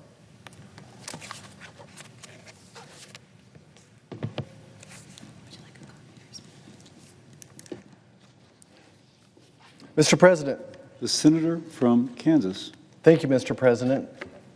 I don't have to tell anybody in this room that this is day 39 of a Democrat shutdown. Day 39. You know, a real common question I get is, who's winning? Are the Republicans winning? Are the Democrats winning? Mr. President, I would tell you no one wins when there's a government shutdown, and especially when it goes on this long, and it's certainly not the American people. My heart goes out with empathy to those folks that have not received a paycheck since October the 1st.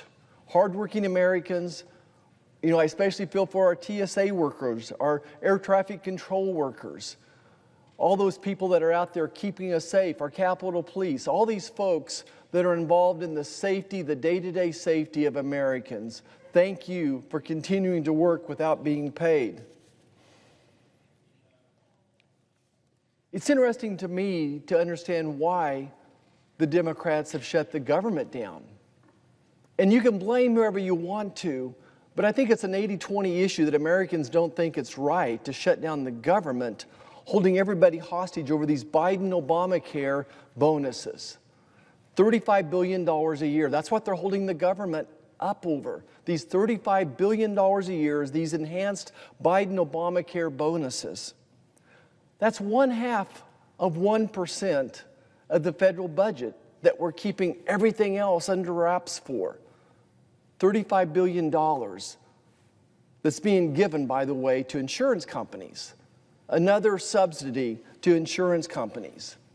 Overall, Obamacare actually cost the federal government closer to $150 billion a year. That's right, we're spending about $150 billion of your tax-earned dollars supplementing other people's health care. It was interesting when they sold this to the American people, they said it would cost $40 or $50 billion, but we're already triple of that. And that's what the American taxpayers are paying. That's $400 million a day. That's right, we're giving insurance companies $400 million a day of stipends from the ACA, from Obamacare, taxpayer money, $40 million a day. If you look at this Obamacare overall, by the way, there's about $25 billion of fraud, and we're going to get into that in a second. And again, there's $35 billion of these Biden-Obamacare bonuses, and overall it's a $150 billion a year project. These dollars are funneled straight into the coffers of big insurance cartels through Obamacare subsidies. All the while they deny claims. Think about what insurance companies are doing today. Through prior authorization and other issues, they're able to deny claims, to jack up costs for everyday families, sending many into bankruptcy. All the while they're boosting their profits, driving up their stock value. Now, what do you mean, driving up stock values? You know, there's driving up stocks and there's driving up stocks. And I think when you take a look at this one chart here, and I believe that President Trump put this on Truth Social today as well. United, this is since Obamacare was enacted. United Healthcare Group is now up almost 1,200%. This is their stock price, 1,200%. Cigna's at 800%. I know you're feeling sorry for Humana at only 500%. Molina here at 859% as well. So certainly we understand that these insurance companies have profited from these direct subsidies from Obamacare going into their bank accounts. But what's important is these subsidies aren't really helping the little guy. It's corporate welfare on steroids that boost the profits of giants like United Healthcare, which pocketed over $14 billion in earnings last year alone, laughing all the way to the bank on the backs of struggling taxpayers. $14 billion in earnings. Don't feel sorry for them that they're not going to get this $35 billion a year subsidy. The big winner of Obamacare has always been and will always be large health insurance companies. They and the lobbyists who helped write Obamacare. I want to remind everyone, though, that the ACA ended up being not so affordable as well. Premiums are up over 200%, sometimes 400% since its conception. And we're expecting another spike of 25% increase in premiums. Regardless what Congress does or doesn't do with Obamacare, the premiums are going to go up 25%. And for the most part, the government stands to pay for that entire increase. The way Obamacare is set up, you pay a percentage of your income. So if the insurance rates, if the premiums go up 10%, 20%, 100%, the government is going to subsidize and take care of all that increase. And that's one reason why the insurance companies wrote Obamacare this way. There's basically no recourse. They know whatever they make the premium, that the government's going to pay it. That's why it's not working. And what else? Obamacare, like Medicaid, is not meaningful health care. With an average deductible of $5,000, that's not meaningful access to health care. Obamacare is an abstract failure. It's expensive, it doesn't work, it doesn't give you access.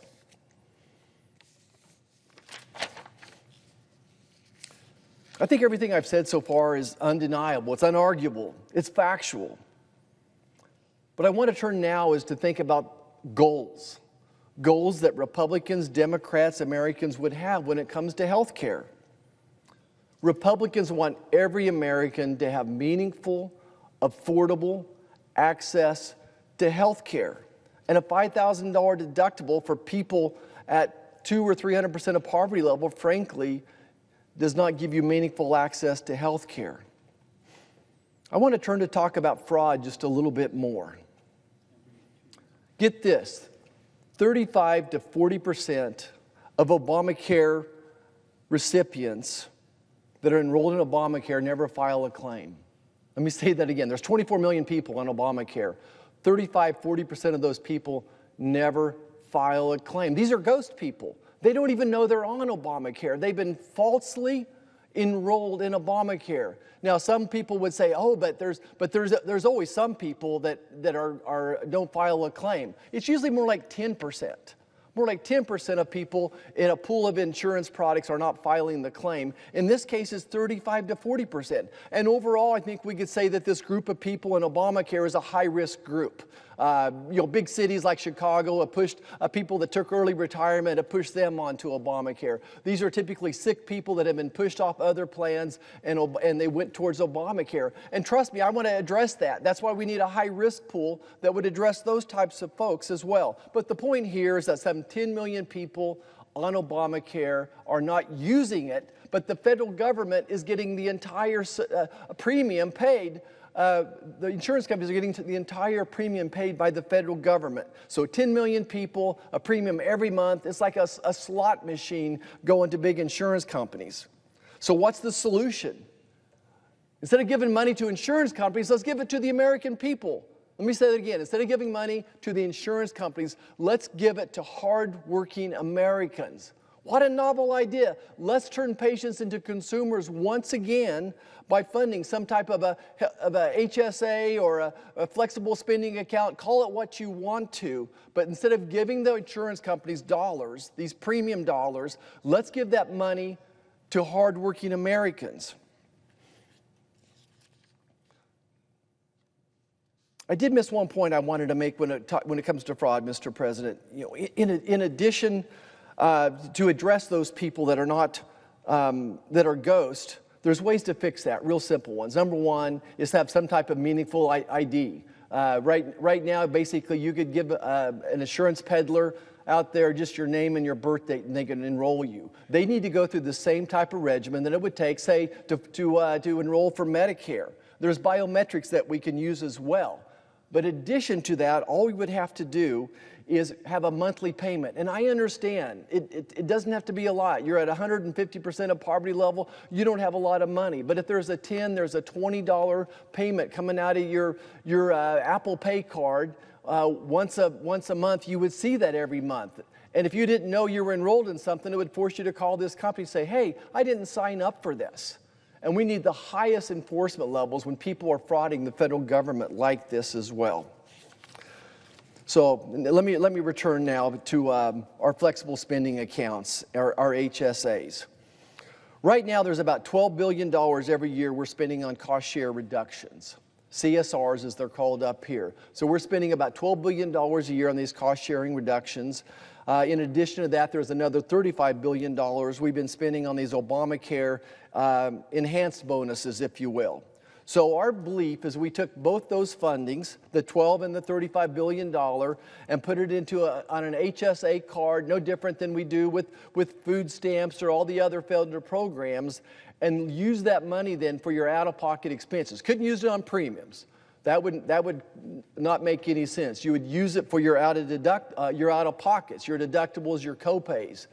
And that would allow you to purchase, just start driving insurance premiums down by picking a product that you know that you have some money in your own bank account, so to speak, to take care of those out-of-pocket expenses. So eventually, as this group of people become consumers again, and they become a better consumer out there, comparing the price of one hospital to another, or a surgery center to a hospital, or a doctor's office versus another's doctor's office, making those choices themselves, they're going to drive the cost of health care down. And I want to remind everybody, we wouldn't touch the original subsidies. So the original ACA subsidies, again, this is pre-Joe Biden, those would remain in place. So don't feel sorry. The insurance companies are still going to get $100 billion a year of these subsidies from the original ACA plan. We're just taking these new enhanced subsidies, these Biden bonus money and the CSR money, and putting those into some type of a HSA account. There's lots of other things we could do as well, Mr. President, to help drive the true cost of health care down. We've talked a lot about a price tags bill, letting patients become consumers and letting them shop, so forcing hospitals and surgery centers and imaging centers and all other health care providers to provide a price tag along with some type of quality outcomes as well. We need to end silver loading. We need to expand options. I hope that we could let people choose association healthcare plans or ministry plans as well. There's many, many things we could do to impact the cost of prescription drugs for this group of people as well. I'll start winding it down here and just say, you know, enough with the lies. The so-called affordable care, the big insurance company cartels have formed a monopoly that control premiums, with the federal government acting as their personal ATM, dishing out billions in enhanced subsidies that only inflate their executive bonuses and shareholder dividends while leaving millions without meaningful access to health care.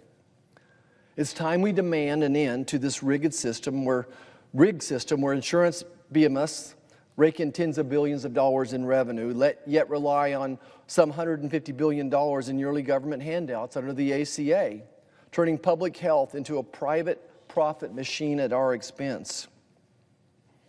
Our carrot and stick approach uses federally funded FSAs, HSAs to encourage mindful spending and reward efficient users by converting a portion of their savings into a retirement account eventually. All of this fosters consumerism.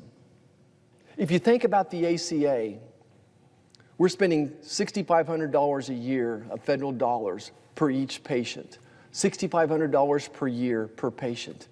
We're not spending any more than that on Medicaid. And then the states are putting their money on top. We might as well move these patients into Medicaid as continuing to subsidize these insurance companies. It makes no sense to anybody up here, but yet we continue to throw good money after bad money. In this case, we're keeping the federal government closed because of this insane program. And maybe it's just pride. Maybe it's just pride of my friends across the aisle that they won't admit that the ACA, the Unaffordable Care Act, Obamacare, was a failure. It destroys competition, it destroys consumerism. Overregulation always leads to consolidation of industry. We've seen it with insurance companies, with hospitals. We're seeing it now with doctors' practices even. It's going to be hard to fix this overnight. This has been the law of the land for 15 years. But everything where we are today, the reason that rural hospitals are going broke, the reason that we have $5,000 deductibles, the reason that premiums are going up 25%, it's because of the Obamacare rules. Again, the insurance companies wrote Obamacare. Their lobbyists, big hospital systems, they're the ones that wrote Obamacare. And here we are. They've been on the gravy train now for over a decade. $150 billion a year for these 24 million people. Mr. President, I want to open the government. I want to open the government, but I can't be forced to throw good money after bad money. So many of us want to fix health care. That's why I came here. Fixing health care, it won't be easy. It's 18% of our GDP, but there are fixes out there. It'll take a bipartisan effort. It's going to take months and not weeks and not days to fix it. And all I can do is, I've outlined a plan here. If my friends across the aisle would embrace just two simple concepts of dealing with fraud, and instead of giving money to big insurance companies, that we give it to hardworking Americans. I think that's the framing two pieces of a very good health care package, a very good bipartisan health care package. So I'm asking you to come across the aisle, to shake our hands, say, yes, let's get to work on that. But in the meanwhile, we need to get government opened. Thank you, Mr. President. I yield the floor.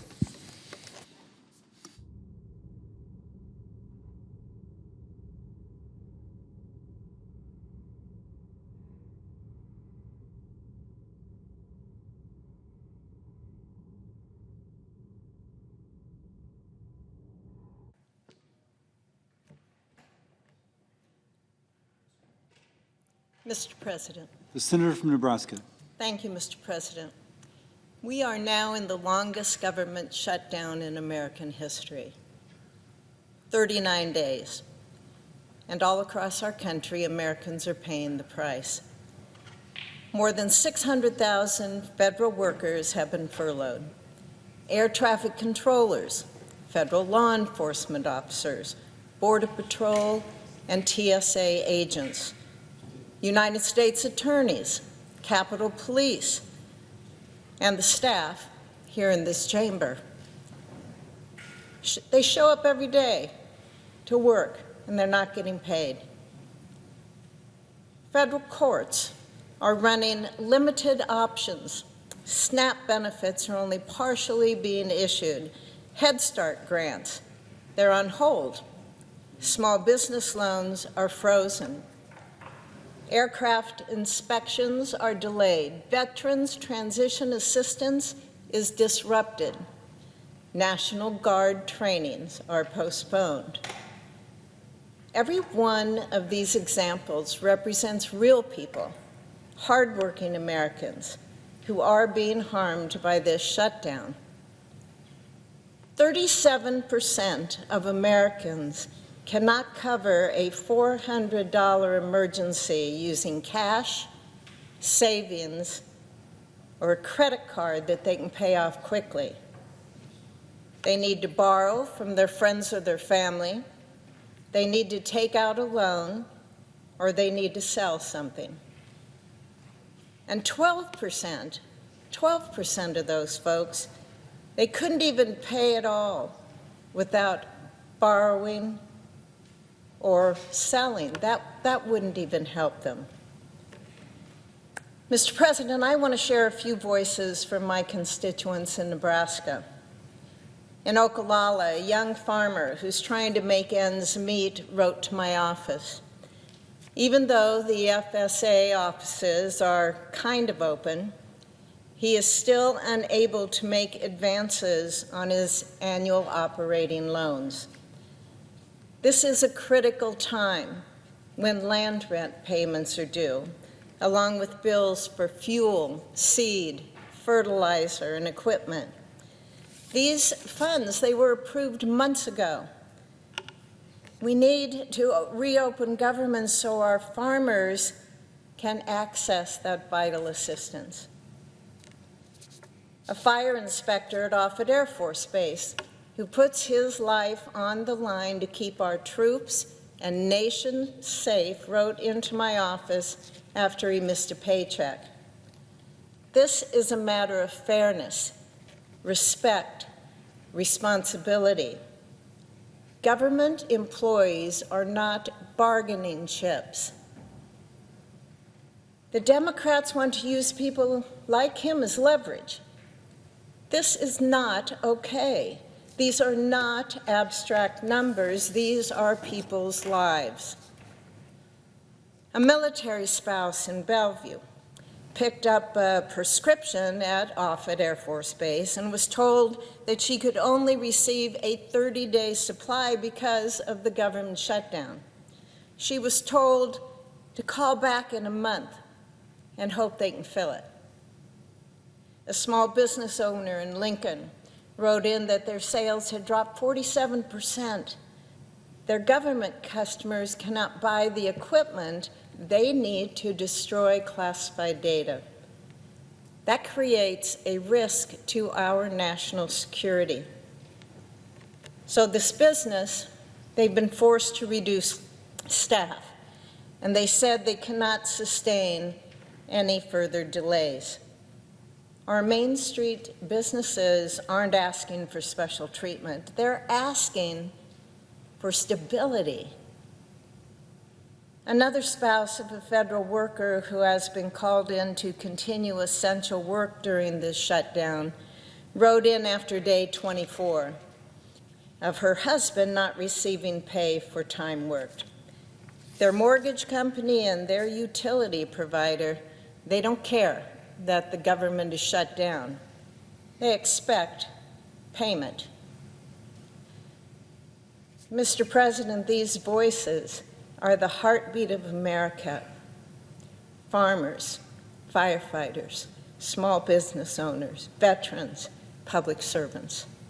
They are not pawns in a political standoff.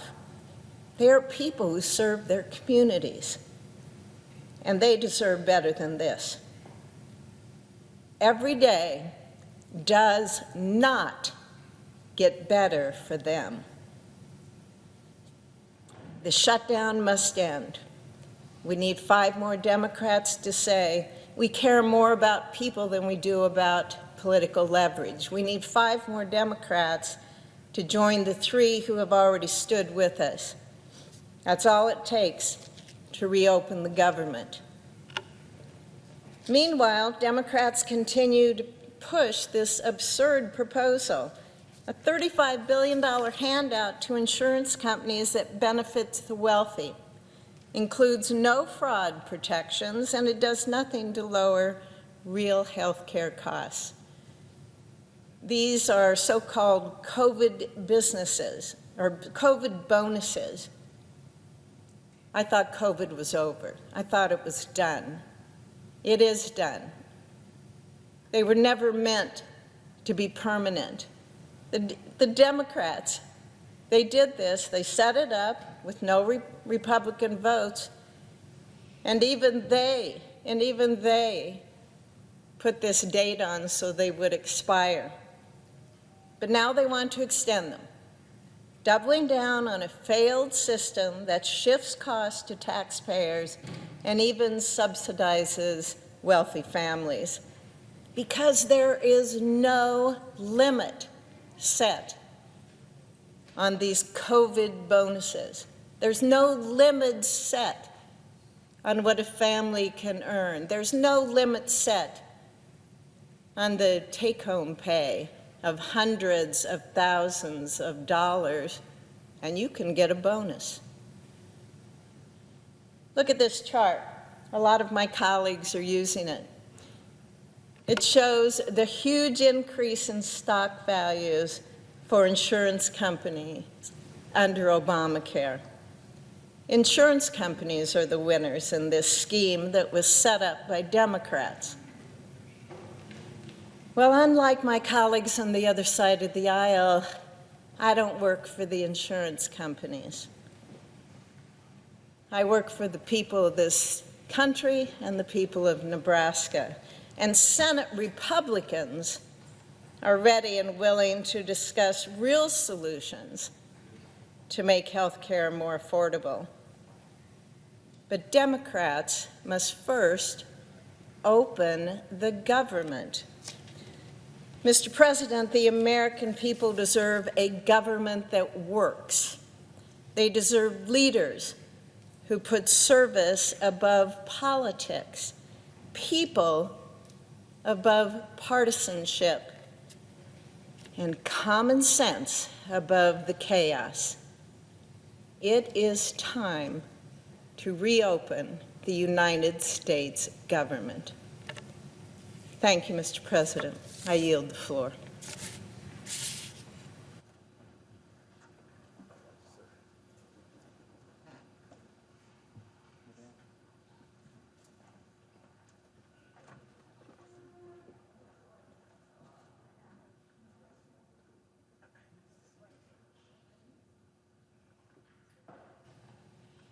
Mr. President. Senator from Iowa. Mr. President, as I visit with farmers traveling river to river across Iowa, I hear all too often about the crushing weight of health care costs on farm families. The Unaffordable Care Act's one-size-fits-none model ignored the realities of self-employment, seasonal cash flow, and the absence of large corporate employers in farm country. Spouses, who are often a family farm's bookkeeper, mechanic, veterinarian, many jobs all rolled into one, have been forced to take off-farm jobs solely to latch onto employer-sponsored coverage. Now, this is what has happened in my own farm family. My brother and my sister are both type 1 diabetics. Both of them have had to find jobs off of the farm for employer-sponsored health care. That means 40 to 60 hours a week away from the very enterprise they're trying to preserve for the next generation. Democrats in Congress branded Obamacare as a chance to bend the cost curve downward. It turns out the only thing it's bending downward are the bottom lines of farmers across Iowa. And the numbers don't lie. Farmers and small businesses are subsidizing a broken system that doesn't serve them. Rural America needs solutions that don't force spouses to find off-farm work or forego health insurance altogether. Premiums are climbing for individuals and small businesses alike, thanks to the Unaffordable Care Act's mountain of mandates. And now, what we are seeing in this DC bubble is that Democrats want to hand out another $35 billion next year straight to the insurance companies with zero guardrails on fraud or income. In other words, Democrats refuse to reopen the government because they want more welfare for the wealthy. It's clear Obamacare has failed to deliver on its promises.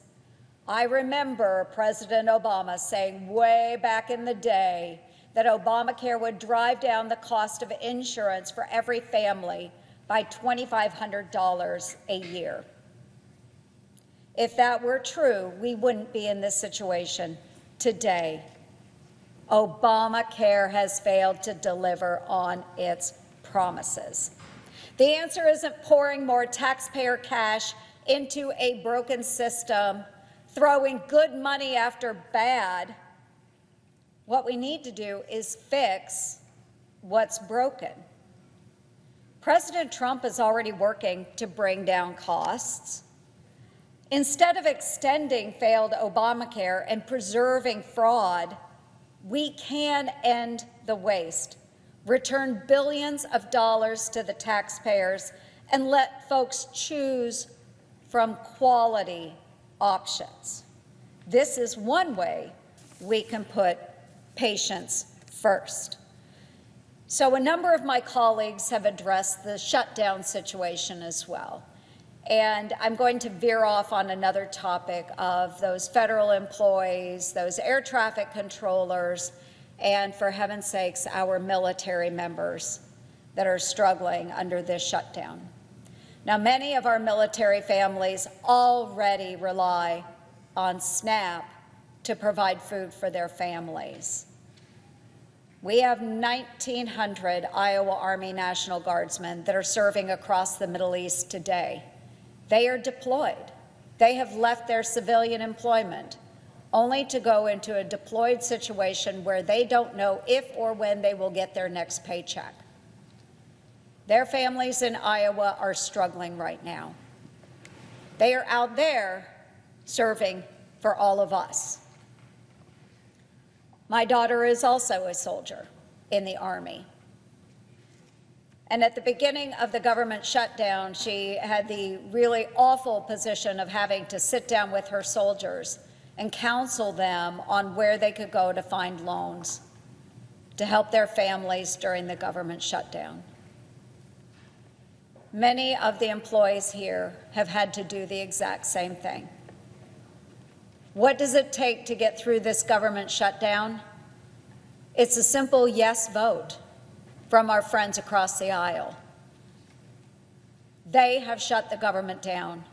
We have provided opportunity time and time again to open the federal government, to pay our federal government workers, to make sure our skies are safe, to make sure our military members are paid, to make sure SNAP benefits are getting to every family that struggles with food insecurity.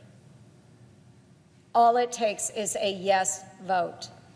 We have told the Democrats we are willing to sit down and negotiate on the ACA, the Unaffordable Care Act, and other opportunities. We will do that when we open the federal government. Democrats are not fighting to lower premiums. They are fighting to raise the profits for health insurance companies. Democrats are terrified of the truth about their temporary COVID credits. It's welfare for the wealthy and corporate welfare rolled all into one. Democrats are demanding that Republicans vote to make their handout scheme permanent. Their plan is to line the pockets of health insurers with $500 billion in taxpayer-funded subsidies. Thanks to Democrats, insurers are pocketing record profits fueled by taxpayer subsidies. Extending the Biden COVID credits would cost our taxpayers $500 billion. Democrats shut down the government to protect Obamacare subsidies that send $40 billion to insurance companies, not to the families that need it. So let's be very clear. This argument is not about helping the American families that need better options to health care insurance. It is about sending large wads of money to health insurers. Let's come together and figure this out, folks. We are the United States Senate. We are the U.S. government. This never would have been allowed to happen when I was serving in the United States military. You come up with courses of action, you decide on the best course of action, and you follow through in that mission. We expect our service members to do this every single day. They are at the behest of the United States federal government. We need to open up the federal government, ensure they are paid. Let's take care of their families. Let's take care of the food insecure folks, not just in Iowa, but all across the nation. Let's make sure our farmers are able to make their farm payments this fall. All it takes is a simple yes from our Democratic friends. And with that, Mr. President, I yield the floor.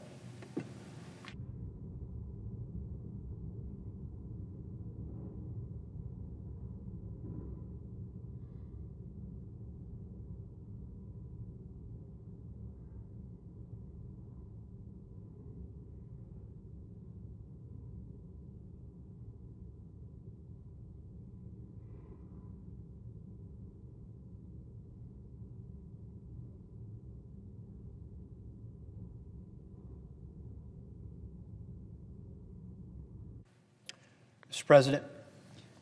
The senator from Ohio. Thank you, Mr. President. It's day 39.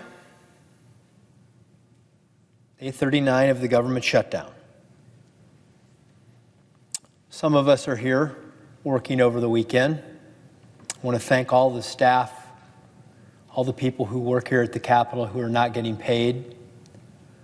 We genuinely appreciate your dedicated public service, putting your jobs and the country first. Thank you. I appreciate that.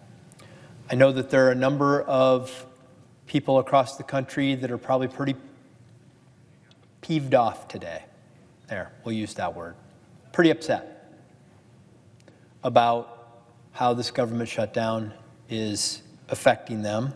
I'm sure many of them got turned away at the airports, receiving emails, finding out that their flights are canceled, their plans for work, for family are canceled. And for what? A senseless government shutdown. I know that there are a lot of people who are struggling. They don't know when it's going to end. They haven't been paid in over a month. They have questions.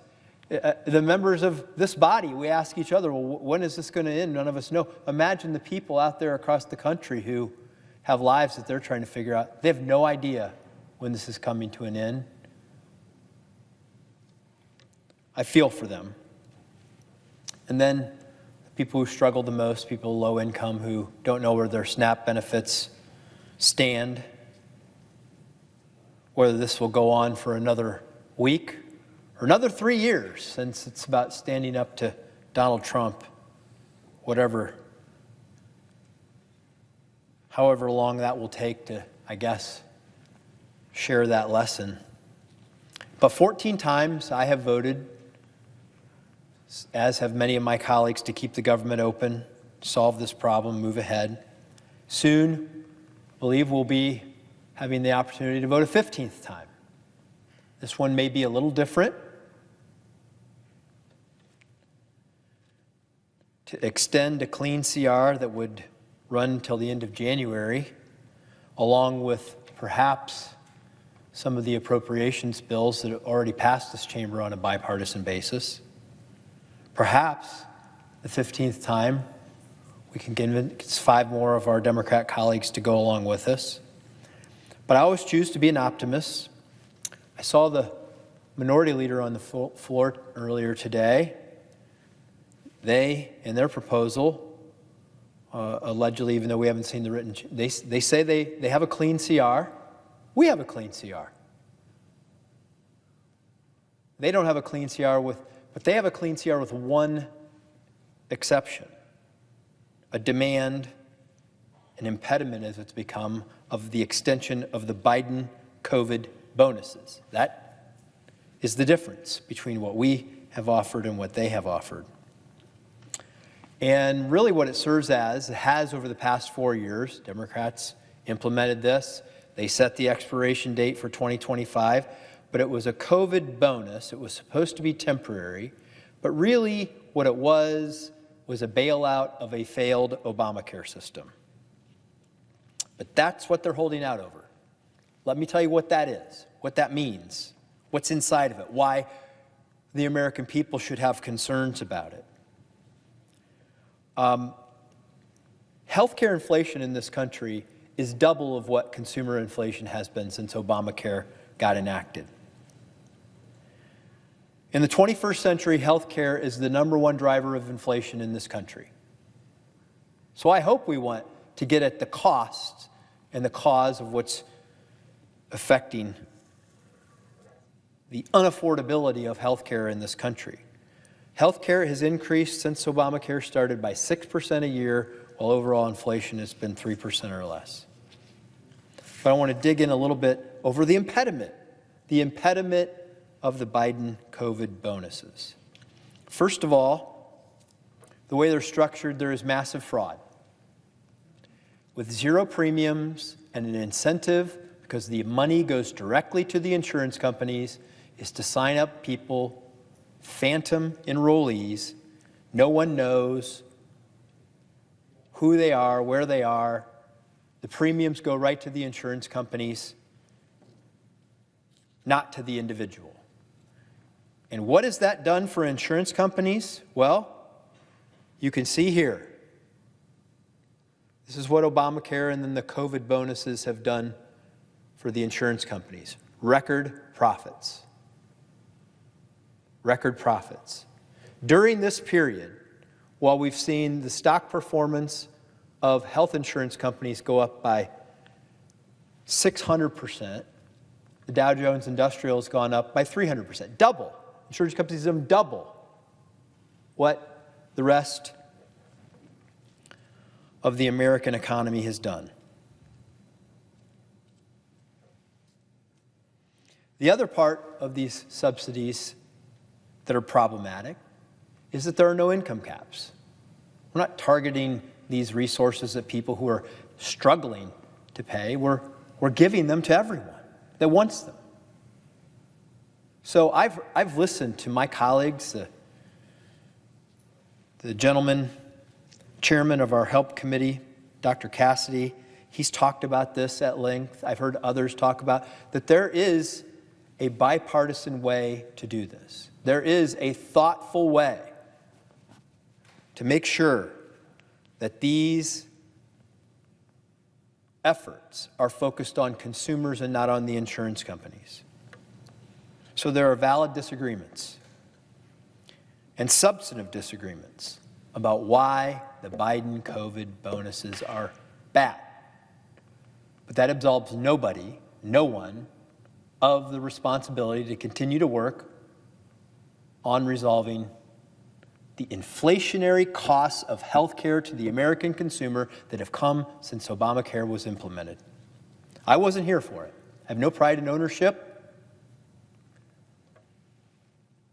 but I do want to fix it. I didn't create the problem, but I do care about making sure that people can afford health care. I want that to happen. I want to make sure that everybody has access to good, solid health care coverage. And we can do that, but we don't need to shut down government to keep working on it. And that's the point. We both have proposed clean CRs. Take out the stuff that we disagree on, keep working on it. Pay the American people, pay the people who work here, get the flights going, and then let's get back to work on doing what we should have been doing for the last 39 days, is having some constructive discussions about how we fix Obamacare, how we drive down the cost of health care in this country, and how we make it affordable again for the American people. We'll have that chance here over the weekend. I hope we'll take advantage of it. I hope we'll reopen the government and begin serving the American people while we continue the very important conversation of how we eliminate the fraud, of how we make health care more affordable. Mr. President, I yield. Senator Wyden, I'm sorry, the Senator from Oregon. Mr. President, I come to the floor today to discuss several recent floor developments. Yesterday, Senate Republicans started talking about big insurance companies and women's health care. Now, I've heard a lot of talk from Republicans about how the Affordable Care Act is just a big giveaway to insurance companies.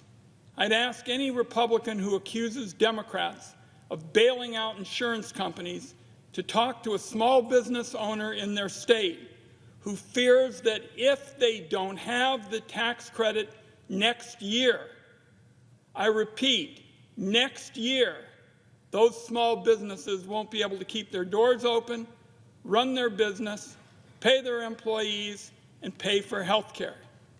Now, if Republicans are serious about cracking down on price gouging by insurance companies and executives who want a big payday, I welcome them to the fight. I have been at it for years. I wrote the first tough law. It was bipartisan. It's on the books to stop the rip-offs of older people who had 10 or 15 insurance policies that weren't worth the paper they're written on. But I can say that since a handful of Republicans joined me in 2008 to crack down on the abuses of insurance companies, Republicans willing to go after big insurance have been mighty few and very far between. So let me repeat, I'll work with any Republican that wants to go after profit-hungry crooks and get them out of the insurance business where they're jacking up costs and denying care. But it shouldn't come, and I say this to my colleagues, it shouldn't come at the cost of kicking millions out of their health care in January. Democrats want to bring down costs for families. It's that simple. So I'm not a sympathizer with the United Health Group. I'm here on behalf of Carla and Bartley of Eugene, who are looking, I say to my colleague in the chair, they're looking at a 500% increase in their premium this year. Now, Republicans say they might vote to lower Americans' health care costs, but only if we agree, in addition, to a backdoor national abortion ban. Mr. President, as always, Republicans are spinning a tale that the government is funding abortion. It isn't. Here's the reality. The Affordable Care Act already prohibits the use of taxpayer dollars for this care. 0 federal dollars pay for this care in ACA plans. What Republicans are talking about putting on the table amounts to nothing short of a backdoor national abortion ban. Instead of working with Democrats to fix the health care crisis they created, Republicans now want to hold women's health care hostage and force a radical agenda on the American people. So I have one thing to say about that. Not on my watch. Under this plan, Republicans could weaponize federal funding for any organization that does anything related to women's reproductive health care. They could also weaponize the tax code by revoking nonprofit status for these organizations. Republicans have already demonstrated that they're willing to weaponize the law to deny women basic health care. Donald Trump defunded Planned Parenthood in his horrible budget bill. So the possibilities here are endless, but the results are the same: a complete and total restriction on abortion, courtesy of Republican senators.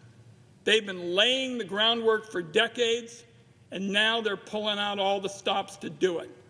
The budget chair is already talking about another reconciliation bill in this session, so this is a real and present danger. Donald Trump, on the other hand, said he'd leave abortion care up to the states. Well, this latest scheme makes it pretty clear. A de facto nationwide abortion plan has been his plan all along. Since Roe was overturned, women are being denied life-saving medical care. Doctors are fleeing states where they fear persecution. Democrats were told for years by Republicans that they were blowing these scenarios way out of proportion. We were told again and again we were fear-mongering. Instead, now it's all coming true. Democrats must dismiss this radical Trojan horse against women's essential health care out of hand, and the time to do it is now. Mr. President, I yield the floor.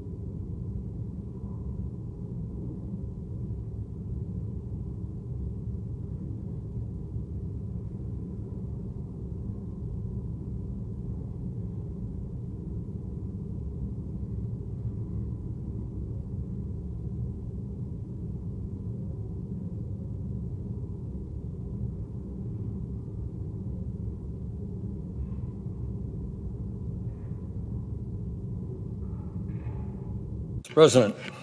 The senator from Vermont. Thank you. Mr. President, I wanted to touch on a few topics relating to the shutdown, which is now in its 39th day and doing very serious harm for federal workers here in Washington and Vermont and all over this country. And it's a shutdown that should be ended as soon as possible. The reason for the shutdown really is not complicated. Here in the Senate, we have a 60-vote threshold in order to pass a budget that keeps the government open. You need 60 votes. And that's been the case for a very, very long time. And what has always happened, is that if the majority party, in this case the Republican Party, does not have the 60 votes, which is usually the case, they have to sit down and negotiate with the minority party, which is the Democratic caucus, which has 45 Democrats and 2 independents, one of which is me. That's what you got to do. You have to negotiate to get the 60 votes. But for the first time, I don't know, in history, the Republicans are saying, we don't want to negotiate. It is our way or the highway. You take it or leave it. And given what the enormous consequences of what is at stake, appropriately, the Democrats are saying, no, you have to sit down and negotiate. And Republicans are refusing to do that. That is the reason why we are in a shutdown. And to add insult to injury and to tell you how strong the contempt is that the Republican leadership has for the negotiating process, over in the House now, Speaker Johnson has given his members, the House of Representatives, a 6-week paid vacation. They've not been in Washington for 6 weeks. Hundreds and hundreds of thousands of federal employees don't have a paycheck. We're worried about what happens to air traffic. We're seeing flights cut back. Right now, because of Trump not willing to fund SNAP, we're worried that 16 million children in America may go hungry, and the Republicans in the House of Representatives are on a paid vacation. So that is why we are in a shutdown right now. Now, what will the negotiations, when the Republicans finally hear from the American people that it is appropriate for them to do what has always been the case, come and negotiate, what will the negotiations be about? They will be about the health care crisis that this country faces. They will be about the reality that as a result of Trump's big, beautiful bill, 15 million Americans are going to lose the health care that they have because of massive cuts in Medicaid. And, Mr. President, what studies from Yale and the University of Pennsylvania have suggested is that if you throw 15 million people off the Medicaid that they depend upon, some 50,000 of them will die unnecessarily every year. And that is rather unbelievable that in the richest country in the history of the world, we would allow 50,000 low-income and working-class Americans to die unnecessarily. People who have chronic illness, people who are struggling with cancer, with diabetes, with heart disease, with some of the terrible illnesses that are out there. They're now getting treatment. Well, when you lose your health care, you can't get treatment. And when you can't get treatment, you die. And we've got to put that on the table. That is what needs to be negotiated. I say to my Republican friends, do you really want to see 50,000 low-income and working-class Americans die unnecessarily? I don't think you do. Let's negotiate. Let's figure a way out of this thing. But it is not just that 15 million Americans will lose their health insurance. What we are looking at now for over 20 million people in the Affordable Care Act is on average, a doubling of health insurance premiums at a time when health care costs throughout the country are already outrageously high. Mr. President, I come obviously from the state of Vermont, and my neighborhood is northern New England. So I want to talk a little bit about what would happen to northern New England, to Maine, New Hampshire, and Vermont if we did not address this looming crisis.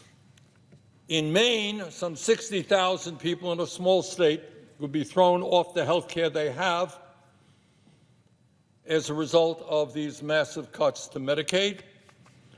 In New Hampshire, 46,000 people will lose their health insurance. And in my state of Vermont, some 45,000 people will be thrown off the health care that they have. And by the way, when we talk about throwing 15 million people off of Medicaid, when we talk about doubling premiums for over 20 million, what is the reason that this is happening? Who invented this idea? Who said, you know what? Who woke up one day and said, you know, it's a great idea that in the wealthiest country in the history of the world, let's throw 15 million people off of health care, double premiums for millions more. Why did they do that? And the answer is in order to give $1 trillion in tax breaks to the 1%. So, yeah, good news is if you're Elon Musk and you're worth some $500 billion, you get a tax break. Bad news is that if you're a working class person trying to get by on $30,000, $40,000 a year, you lose your health care. There is a reason why poll after poll is showing Republicans responsible for this shutdown. And there is a reason that why on Tuesday there was a wave of disgust at Republicans all over this country, from Maine to California, when people said no to Trumpism and no to health care proposals that would throw so many people off of the health care they have. I would hope that my Republican colleagues learn something from that. Now, what the Democrats are talking about, it's not what I want. I would go a lot further. But what they're saying is something very simple. Let us at least not raise premiums, and then we can have a discussion about where we want to go forward. The sitting president here has an idea. I have a different idea. President of the United States has another idea. Put them on the table. Let's see how the American people feel. Run a campaign on it. There'll be an election in 2026. See how the American people feel. Now, getting back to northern New England, I want to talk about what these increased premiums would mean. I want to put them into a real human reality. If the ACA subsidies are not extended, a 40-year-old individual in Portland, Maine, making $35,000 a year, not a lot of money, will see his or her health insurance premiums go up from $1,167 a year to $2,556 a year, a 119% increase for somebody making $35,000 a year. And this is one, because it's true in Vermont and it's true all over the country. And I want people to hear this. Again, I'm talking about Maine. I'm going to be talking about Vermont. It is true in every state in America. A 60-year-old couple, that is a couple not yet eligible for Medicare, making $85,000 a year in Fort Kent, Maine, will see their premiums go up from $7,200 a year to $38,490 a year, a 435% increase. So, Mr. President, we are talking about a 60-year-old couple making $85,000 a year will now be paying $38,000 in premiums, not to mention out-of-pocket cost. That is almost 50% of their incomes for health care. Mr. President, in New Hampshire, a family of 4 making $80,000 a year will see their premiums increase by $297 a month, $3,600 a year more on an income of $80,000. Think about it. A 62-year-old couple in New Hampshire making $90,000 a year will see their premiums go up by $14,000 a year. Making $90,000, couple making $90,000, you're going to see your health care premiums go up by $14,000. How do you survive with that kind of increase? In Vermont, my state, if the ACA subsidies are not extended, in Bennington, a couple in their 60s earning $85,000 a year now pays about $830 a month in premiums for their Blue Cross Blue Shield health care. Next year, without these subsidies, they would pay $3,000 a month. Add the deductible and other costs, and they'll spend nearly half of their income, more than $40,000 a year, on health care. Couple in their 60s in Bennington, Vermont, and it is true all over this country, will be spending almost 50% of their incomes on health care. That is insane. Now, it's interesting, Mr. President, that my Republican friends now are beginning to talk about health care. For a while, they didn't have a word to say. They're coming down here, and that's a good thing. So I think that's the kind of discussion that we should have. But one thing we should know is what we are talking about here is deadly serious. And I know that some of my colleagues, have talked about bringing forward a proposal that would ask the majority leader here in the Senate to bring forth a Democratic proposal to deal with this crisis. And it would be a strong proposal. But unfortunately, that would be a very wasteful and fraudulent gesture. It would mean nothing.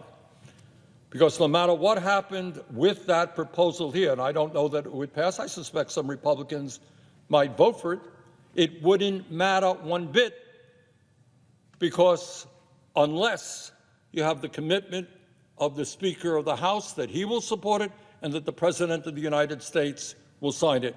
And we certainly do not have that commitment now. So all it would be is a kind of wasteful gesture. People could feel good. They'd vote for a bill with the full understanding that bill would go nowhere and premiums throughout this country would double. So where do we go from here? Well, short term, we cannot allow millions and millions of people to see an outrageous increase in their premiums when they simply cannot afford it. That would be a disaster. We cannot throw 15 million people off the health insurance they have. But some of my Republican colleagues I hear have come to the floor and they're saying, you know what? These insurance companies are making huge profits. No kidding. Gee, that is something that some of us have been talking about for decades. And so are the drug companies. In fact, the function of the current healthcare system is to do precisely that. What is the function of the American healthcare system? It's to make huge profits for the insurance companies and the drug companies, to pay their CEOs outrageous, really crazy salaries, tens of millions of dollars a year. That's the function of the American healthcare system today. You know, Mr. President, in my own state of Vermont and throughout this country, including Louisiana, I have talked to a whole lot of people. And almost always in my remarks, I ask a very simple question. I say, tell me, how many of you believe that the American system is working well, American healthcare system. How many of you think it is broken? And whether it's Louisiana, Vermont, or any place else, overwhelmingly people understand the American healthcare system is broken. It is outrageously expensive. It is cruel. It is dysfunctional. Not a secret. I'm glad that some of my Republican colleagues are beginning to catch on. Mr. President, as I think you know well, we spend almost twice as much per capita on health care as any other country on earth. Unbelievably, this really is, according to the most recent data, here in the United States, we are spending $14,500 per person on health care. $14,000, over $14,000 for every man, woman, and child. And let me tell you how that compares to other countries. Somehow, in Japan, they're able to provide health care to all for $5,600. In the UK, $6,000. In Australia, $6,900. In Canada, $7,000. And $7,100 in France. In other words, major country and major country around the world manages to guarantee health care to all of their people as a human right, and they're spending less than half per capita than we are spending. And I can tell you, having been all over the country, that the American people are disgusted with that reality. They understand and they believe that health care is a human right, not a privilege, that every man, woman, and child in this country is entitled to health care, no matter how old you are, no matter how young you are, no matter how rich you are, no matter how poor you are. While private insurance companies and big drug companies continue to make outrageous profits, over 85 million Americans are either uninsured or underinsured today before the disastrous attack on health care that Trump is proposing. The result, some 68,000 Americans die each year because they cannot afford to go to a doctor, and more than 500,000 Americans go bankrupt due to medically related debt. How absurd, how horrific is that? In America, under this current absurd healthcare system, 42% of cancer patients deplete their entire life savings within the first 2 years of their diagnosis, while 1 out of every 4 of them declared bankruptcy or lost their homes to foreclosure or eviction in 2022. Think about it.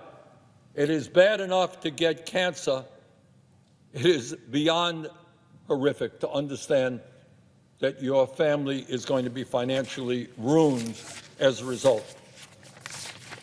Under the absurd American healthcare system, our life expectancy, how long we live, is shorter than every other major country, despite the fact that we spend twice as much per capita. We live 4 years shorter lives on average than people in other wealthy countries, while the typical working-class person in America lives 7 years, a 7-year shorter life than the wealthy. We also have the dubious distinction of having by far the highest infant mortality rate of any other wealthy country on earth. And as bad as our overall health care system is, our primary care system is even worse. Today, tens of millions of people live in communities where they cannot find a doctor, a dentist, or a psychologist, even when they have decent insurance, and others have to wait months in order to be seen. So unbelievably, again, we're spending twice what other countries are spending. We don't even have enough doctors. We don't have enough dentists. We don't have enough nurses, mental health practitioners, pharmacists, or home health care workers. And 1 out of 4 Americans cannot afford to purchase the medicine their doctors need. So it is no wonder that the American people understand that the current system is broken. So where do we go from here? It's one thing to talk about a system that is broken. It's another thing to have a solution. And I have a solution. Not a radical idea. In fact, in many ways, it just emulates what goes on in every other major country on earth. It is to say that health care is a human right, that we need universal health care, and that we must pass a Medicare for all single-payer program. So what is that legislation? What would it look like? What that legislation would do is provide comprehensive health care coverage to all with zero out-of-pocket expenses, and unlike the current system, it would provide full freedom of choice regarding health care providers. No more insurance premiums, no more deductibles, no more co-payments, no more filling out endless forms and fighting with insurance companies to get the coverage that you paid for. No more networks to be treated by a doctor who is not in your network, who can charge you some astronomical cost. And it would also mean, when we talk about comprehensive, the coverage of dental care. Last I heard, dental care is health care, vision, hearing aids, prescription drugs, and home health care. And importantly, when we have a Medicare for All program, it gives Americans the freedom to switch jobs without losing their health insurance. Right now, you got millions of people who are staying at a job that they don't like because it provides decent health care to their families. That is kind of crazy unto itself. And under our legislation, health care becomes a human right guaranteed to all and not a job benefit. If there's a recession and people lose their jobs, they lose their health care because their health care is tied to their jobs. We saw that during the terrible COVID pandemic. And everybody gets access to the same quality health care. Yes, workers at McDonald's, here's a radical idea, workers at McDonald's deserve the same quality health care as executives on Wall Street. Well, would a Medicare for all health care system be expensive? Yes, it would. But while providing comprehensive health care for all, no more out-of-pocket expenses, no more premiums, no more deductibles, it would be significantly less expensive than our current dysfunctional system. Now, why? Why would that be the case?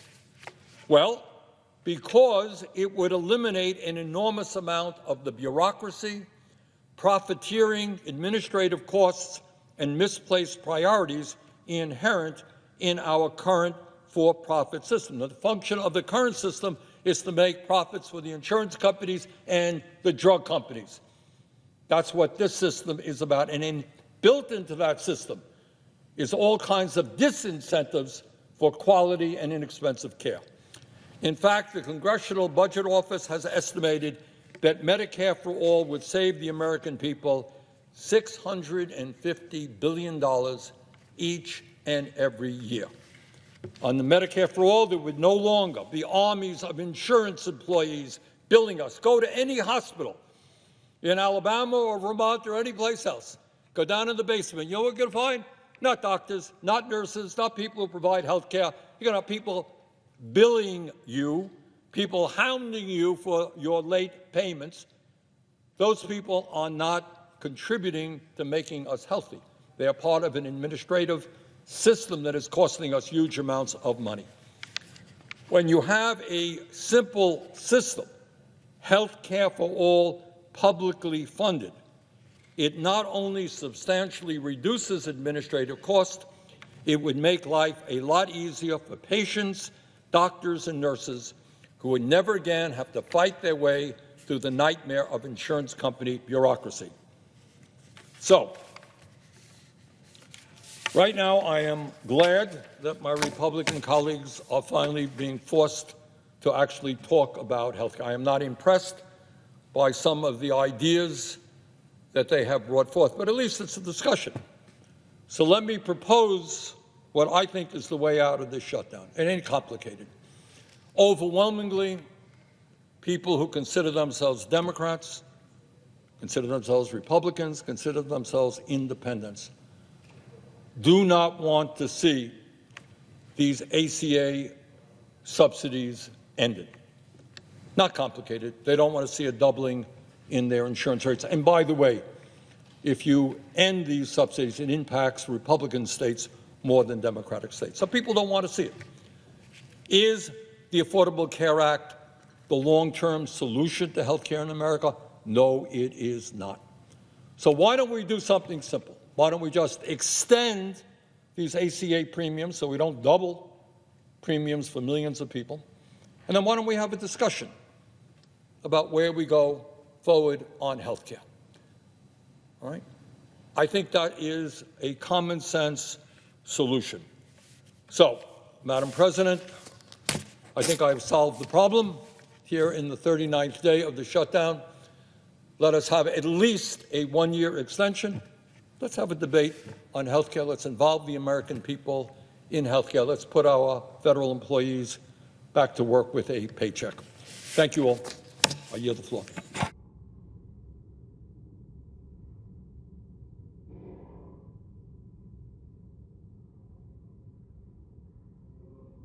You.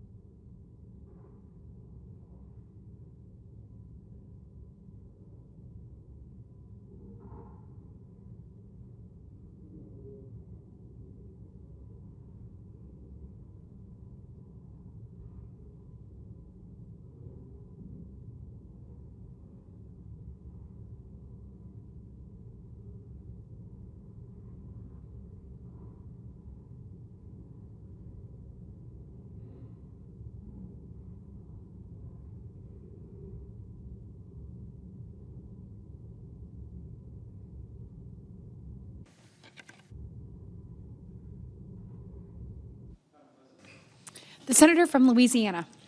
Madam President, I've given this speech 2 times in the last probably 16 hours, but it's going to be like a TV commercial where I want to say it over and over again, hoping that someone actually hears it, because the soul of education is repetition. And I want to have a very different tone than some of the speeches that have been heard. I want this to be nonpartisan.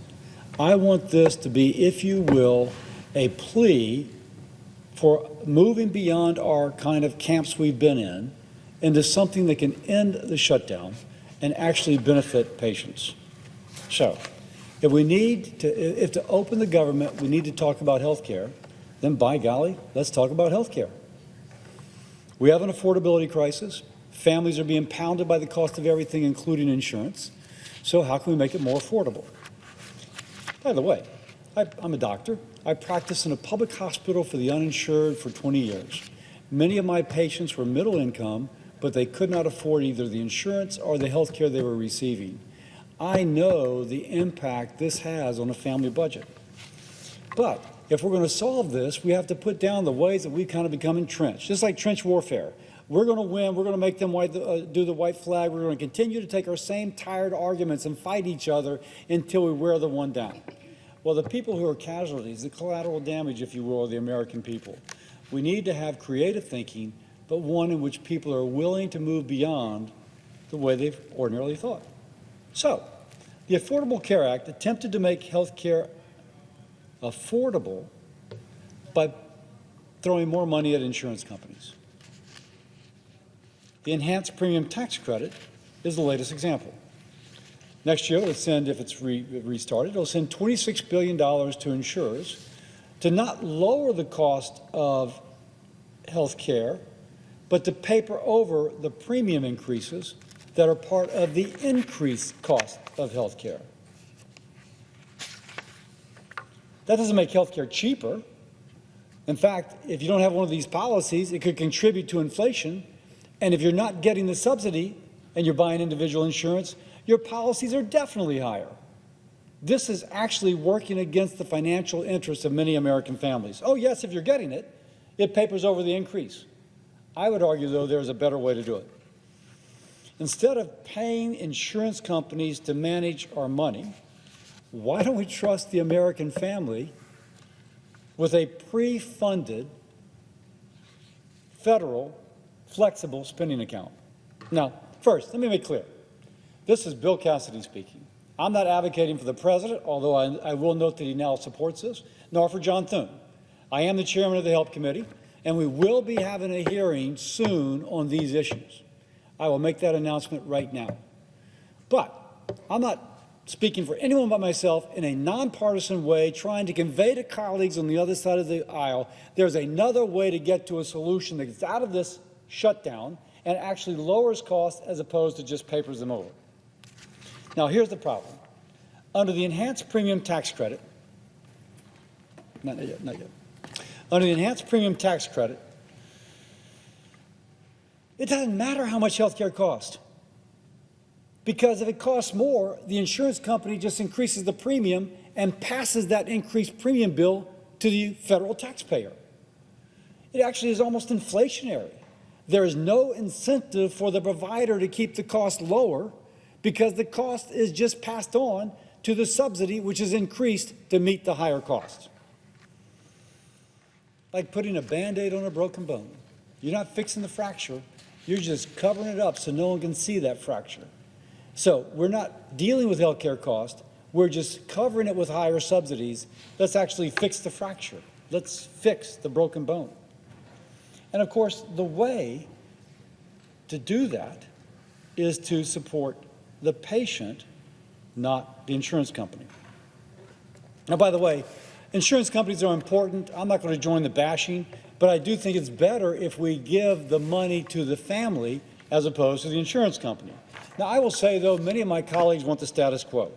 They're so entrenched in their side that they refuse to discuss alternative ideas that will actually lower cost. And we get all the same old Obamacare debates. People in America right now don't care about those debates. What they want is to make their families' health care more affordable. So the way to do it, let's be creative, let's think differently. Now, please. Imagine a different kind of help. There's a misprint on here, but I'll get to it. Under the enhanced premium tax credit, the money goes to the insurance company. 20% of that money goes for administrative overhead and profit for the insurance company. That should read 80%. 80% goes to health care. What if we do something different? Let's just imagine that we have the creativity and the guts to do something that isn't really different, but is different for this program. Let's establish a pre-funded flexible spending account, taking the money that would go to the insurance company and giving it instead to the family in a pre-funded flexible spending account. 100% of the health care dollar would go towards their care. And we would trust the mother, the wife, occasionally a guy, but women make most of these decisions, to pick her doctor, her dentist, to the best value for her prescription drugs and services. So 100% going to real health care as opposed to only 80% going to real health care. Now you might say this is a radical idea. No, we already do this. I would not be surprised if some of the people up here, my family does, already have a flexible spending account. Now, the flexible spending account takes money that I could have put towards a premium, but instead puts it into this account, and I pay for my services. I already do this, pays for my services. The difference between what I do and what this does is that this would be pre-funded with money that would otherwise be spent on the enhanced premium tax credit. Now, I'm pleased to say that this morning the President posted on True Social calling on Congress to redirect subsidies from insurance companies directly to Americans so that they can purchase their own health care. Now, there's a lot of words there, but just start at the top. Donald J. Trump recommending Senate Republicans that hundreds of billions of dollars being sent to insurance companies go directly to the people. Why is that important beyond the President's support? A lot of my Democratic colleagues have been saying they don't know that Mike Johnson would bring this up for a vote in the House of Representatives. They want a guarantee that if we pass something on the floor, that Mike Johnson will put it on the floor in the House. I'm from Louisiana. I have a great deal of respect and regard for Mike Johnson. We're good friends. But I do know that if the President controls this concept, supports this concept, that Mike is more likely to put it up on the floor of the House.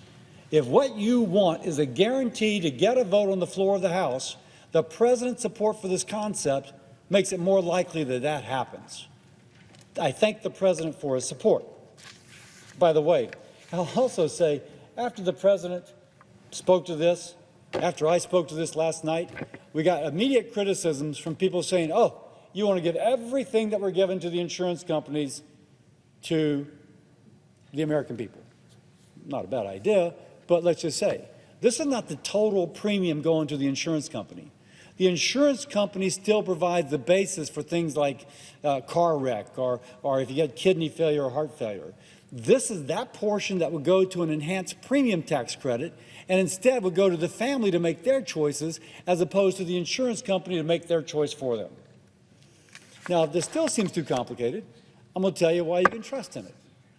72% of Americans who work for a federal entity or a state government or a local government have this as one of their choices of a health care plan. 47% of people who work for and have an employer, have a commercial employer, 47% of those folks have access to a flexible spending plan. Now, if it was so complicated, why do 72% of government employees and 47% of people in the private sector have access to this plan? It works. We know how to do it. There's established mechanisms.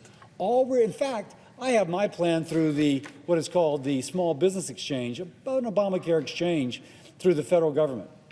I get my FSA through the Small Business Exchange. It is just a little bit to port it over from the Small Business Exchange to the individual exchange to allow an individual to get the same thing. This is so incredibly workable. This is so not complicated that I just kind of scratch my head when people say that it is too complicated. Now, it may take the federal government some time it may take them some effort to make sure it can go from one exchange to the other, but we have a president that can make things happen. Just his track record. Operation Warp Speed, some people said it would take 10 years to develop a vaccine for COVID, others at least 18 months. President Trump got it done in 10 to 11 months. President Trump can make the bureaucracy work. If he did it for Operation Warp Speed, he can do for this. We can have this ready for the beginning of next year. And that would be President Trump's effort. There is not a stronger force to get the bureaucracy to do what it should do than President Trump. Now, let's talk about some key differences between enhanced premium tax credits and what I'm calling federally pre-funded flexible savings accounts. Who gets the money? Enhanced premium tax credit, insurance companies get the money. But in the pre-funded flexible spending account, the patient, the family gets the money. What can it be used for? Under the enhanced premium tax credit, insurance premiums. Under the pre-funded flexible spending account, real care. It can be your doctor your physician, your dentist, your glasses, your prescriptions. By the way, oftentimes these policies don't cover dental work. They don't cover orthodontia. Under this, you can use your flexible spending account to get your teeth cleaned. You can get it. You can use it to have your child's orthodontia work done. Who makes the decision? Here, you go through a pre-authorization process with the insurance company. There, the patient makes a decision for herself and for her family. Does it lower cost? No, there's evidence that the way this works actually drives up premium cost. Here, under the pre-funded flexible spending account, it empowers a patient to shop, driving competition, driving down cost. By the way, if the patient finds that it's cheaper to pay cash with their flexible spending account than to pay the deductible, and that sometimes happens, then she could pay less by paying cash. The point is, if you give the patient the power, good things happen. This pre-funded flexible spending account does not treat the individual as a ward of the state. It treats them like a capable consumer who can decide where to go in a way which is best for they and their family. Now, some ask, won't this cost money? Yeah, about the same as the enhanced premium tax credits for the first year. My Democratic colleagues should like that. An individual, though, would be getting a better value. Instead of, could I have that previous poster up, please?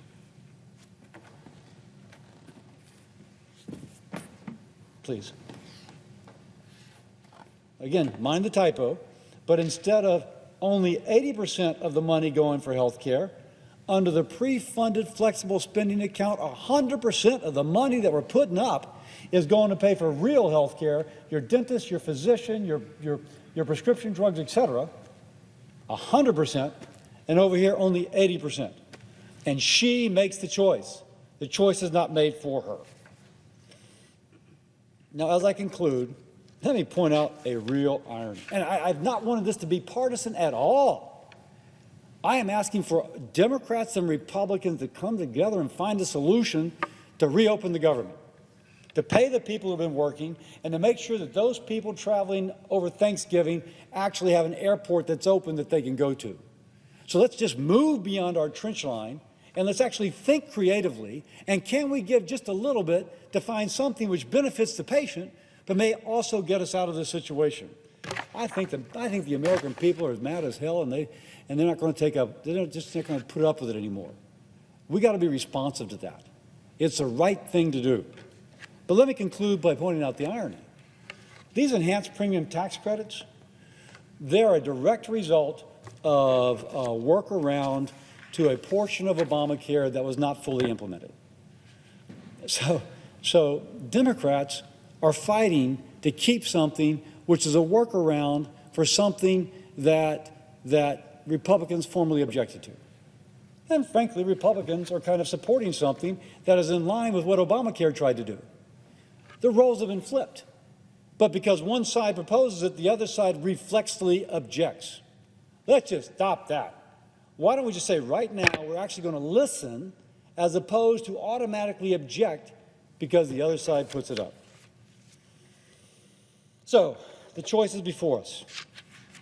We can keep on paying insurance companies to hide the cost of the health care, buying confusing bills and rising premiums in a system which actually raises the cost of premiums for some, or we can trust Americans with the tools to pay for their care directly at fair prices with total transparency. If we can, it puts patients first, not insurers. It encourages competition, smart choices, and it begins to make health care truly affordable, not by inflating subsidies, but by unleashing the power of an informed consumer. Now, I'll finish by saying we got to open the government. I mean, we can't even write this legislation unless we have the government open. But you've got this chairman's commitment that we are going to have a hearing in the Help Committee in November on how do we address the issue that is before us right now. And then I will finish by saying, as a physician who used to work in a hospital for the working uninsured, who saw middle-income families that could not afford their insurance and could not afford their health care, I am personally deeply invested in not just reopening the government, but making health care affordable again. And I just ask that my Democratic colleagues not oppose this idea just because it's a Republican proposing it. And I will say that as a Republican, I will do my best to listen to them. With that, I yield. Senator from Wisconsin. As my colleague from Louisiana wishes we were all here voting on the deal that our colleagues on the other side of the aisle had taken yes for an answer to open up the government.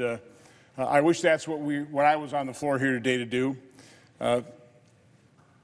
That not being accomplished, what I was hoping to be able to do is once again offer a unanimous consent request to pay the people that are working. Came down to the floor 2 weeks ago with the Shutdown Fairness Act to pay the people that we're forcing to work. Pretty common sense. Did not include furloughed workers. The other side objected. I agreed to add furloughed workers. Worked with them over the last couple of weeks. Came on the floor yesterday, offered that unanimous consent request, and there were more objections. So we offered a vote. So let's proceed to that bill. Let's work out literally clarification differences. There's really nothing substantive. We're going to pay all the workers being forced to work. We're going to pay all the furloughed workers. We added contractors. I mean, we've done just about everything we could so that we were no longer punishing the people working for our dysfunction. We're no longer going to use these individuals as pawns, and the American people as pawns in this horrific partisan gamesmanship. Unfortunately, the other side wouldn't agree to get on the bill, which, by the way, that's how you pass legislation around here. You get on a bill, it may not be perfect, there may be some objections to the other side, you open it up for amendments, you work on those differences, and then you know, again, if the other side doesn't particularly like the bill, they can vote no at the tail end. They can block it then. But instead, they blocked it on the front end. So we immediately went into discussions. Literally about an hour ago, I thought I had a deal where at least the primary objector of the Shutdown Fairness Act was not going to object. We've hit some snags. So unfortunately, I don't think in today's session we'll be able to offer that for unanimous consent request, but I do want to tell my colleagues we are still working hard. I can do everything I can to accommodate, to clarify the bills, to let the folks on the other side know, no, we're not creating a slush fund. We're not giving the president discretion to use this money wherever he wants. We're not excluding certain workers. We're not giving the president the ability to include or exclude. We're including all the workers. So again, I will continue to, and my staff is working overtime. God bless them, doing everything they can to be able to offer this. If we don't have a deal tomorrow, at least, I'm literally hoping and praying that folks on the other side of the aisle will, at a minimum, stop using federal workers, the American public, as pawns in this partisan gamesmanship. But doesn't look like we're going to be doing that tonight. But as long as we got some time on the floor, I guess what I'd like to do is I'd like to discuss a hearing we held earlier in the week in my permanent subcommittee on investigations. It was titled Assessing the Damage Done by Obamacare. I hate to report the folks on the other side refuse to acknowledge the very obvious damage being done across the board by Obamacare. I had 3 witnesses, and we kind of did this in 3 different categories. The first category was talking about the damage done by the consolidation of industries across the board in healthcare. If you want lower prices, I come from the private sector. What the free market guarantees is basically 3 things: the lowest possible price and cost, the highest quality, the highest level of customer service. Now, it's not perfect, but there's no economic system that works better than that. The problem we have in healthcare is we've largely driven free market principles out of healthcare. We have a third-party payer system. Decades ago, patients paid 80%, 80 cents on the dollar for the healthcare they received. Today they pay about a dime. Somebody else is always picking up the tab for the specific procedure. Now, we pay dearly in taxes, in insurance premiums, but it's disconnected from the actual point of sale, from the actual cost of procedure. So there's no transparency. Doctors don't know what things cost. The provider, it's some accountant, you know, and I love accountants. I'm one of them, but it's some accountant in the provider's back office dealing with some accountant in the insurance and some accountant in CMS or, you know, whichever third-party payer. So we had a complete breakdown of price transparency because we don't have free market principles. We don't have consumerism, true consumerism in healthcare. But this is a chart that the senator from South Carolina put up yesterday. I think others have used it as well. That really makes the point in terms of the consolidation of the industry, which is, of course, when you have concentrated power, you have less competitive benefits. This is just the level, the percent increase in the stock price of, I think, 7 of the top insurance carriers. United Health Group, 1,177% increase in stock price since the implementation of Obamacare. Cigna, 822%. Anthem, only 414%. Humana, 490. Molina, 859. Centene, 604. Aetna, 595% increase. This is a concentration of power, a reduction in competition, and this proves the increase in prices, the dollars, the trillions of dollars flowing into insurance companies, taxpayer dollars flowing to insurance companies because of the faulty design of Obamacare. That forced, that aided and abetted this consolidation, this lack of competition in the healthcare market. The second area of damage literally was to Medicaid. I mean, Obamacare has basically provided insurance through 2 mechanisms, Medicaid and the individual exchanges. Medicaid, of course, we talked about this in our One Big Beautiful Bill, the whole reconciliation package. The harm caused to Medicaid is profound.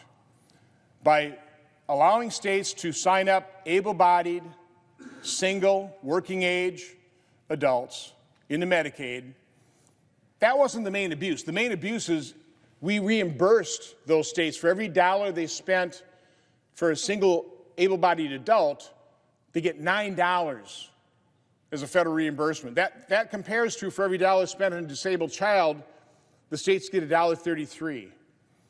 So that has led to rampant abuse. I would call it legalized fraud. Provider taxes, provider fees. That's not health care. But the American taxpayer is picking up the tab at a ratio of 9-to-1 for those state-directed payments and, again, provider fees, provider taxes. It's also crowded out services for the disabled. There was an excellent article in the Wall Street Journal written by the father of a 17-year-old severely autistic child. And God bless this family. They're taking care of this child at home. But they could use help. And so what they were hoping for is to be able to have access to home health care. They're on a 10-year waiting list because those providers would much rather service an able-bodied Medicaid Advantage adult as opposed to that disabled child. So again, we've crowded out those disabled children from Medicaid providers, and of course we've cost American taxpayers hundreds of billions of dollars. Provider fees, provider taxes, which unfortunately we weren't able to fix. The third area of damage done by Obamacare is in the individual markets. Now, I bought health care for 30 years. Every year we negotiate with the insurance carriers. I remember early on when we didn't have 100 employees even, and so I'm very familiar with the small employer group markets. Probably about 3 or 4 years into my buying health care, we had, because of competition, we had an insurance carrier come in and say, you don't even need to have deductibles or out-of-pocket maximums. We're going to match your insurance rate, 0 deductibles. Thought, great. I mean, what a great year for our employees. They didn't pay a dime for anything. And the insurance rate was what we had the previous year. Well, of course, the next year, they jacked up our rates 40%, so I had to go back in the market. But that's just an anecdotal story of how competition actually worked. Now, again, I don't have the exact figures, but I do not recall, in the 30 years of buying health insurance, ending in about 2010, I don't ever recall a deductible, a per-person deductible. And generally, the way a family plan would work is you have, a number of deductibles, 2 or 3 per family. I don't recall one ever higher than $2,500, with an out-of-pocket maximum with the copays, the 20-80% copay. So a family would maybe have one person with illness.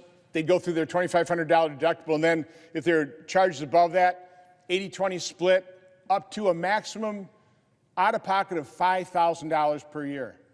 That's it.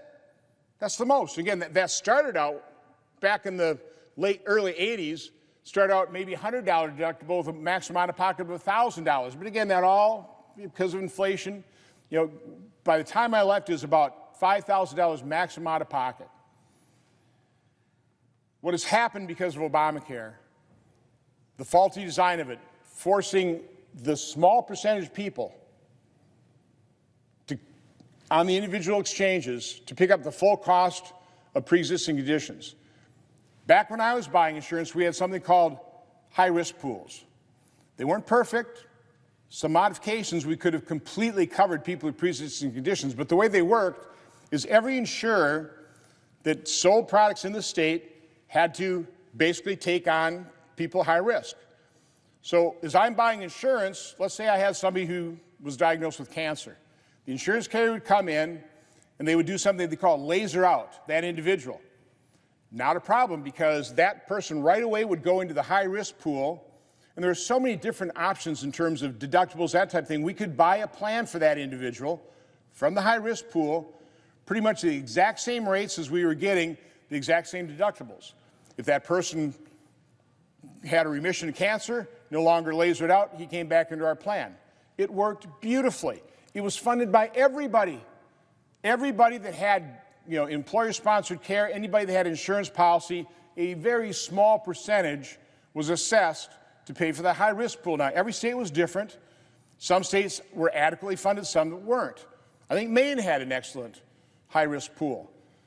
But Obamacare dismantled all of that and put the cost of those people with pre-existing conditions that are high risk on the backs of a single-digit percentage of the American population, causing insurance rates to skyrocket. When you hear our Democratic colleagues come to the floor and say, premiums are going to double and triple, well, first of all, that's not true. Gross premiums are going up an alarming 26% nationally, but they're not doubling and tripling. Not on employer-sponsored care, not for most people on the exchanges. What's happening is the net premium after subsidies for people over 400% of the poverty line that no longer get a subsidy, those people could be experiencing double or tripling rates. And quite honestly, from my standpoint, those are people I have a great deal of sympathy for, that I would like to do something for. But we're not going to enter a negotiation until Democrats open up the government, okay? But again, I've said this repeatedly, I am happy to work with Democrats who will work in good faith, who will acknowledge the problem and repair the damage done by Obamacare and transition to a system that actually works. I think all Republicans are eager to do that. I know President Trump just had a tweet today. What we should be doing is we should be giving the these hundreds of billions we spend on this, give that to the American public and let them buy insurance policies that fit their needs, not the highly restrictive ones in Obamacare that have caused premiums to skyrocket. So what this chart shows, the red line here is the increase in the CPI. In other words, total inflation since the inception of Obamacare was 39%.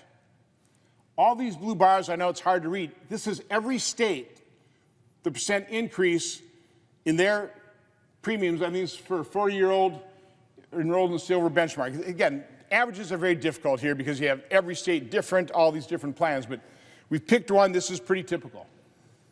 So the average percent increase by state over all the states is 169% increase versus 39% increase in inflation. That's 4.3 times the rate of inflation.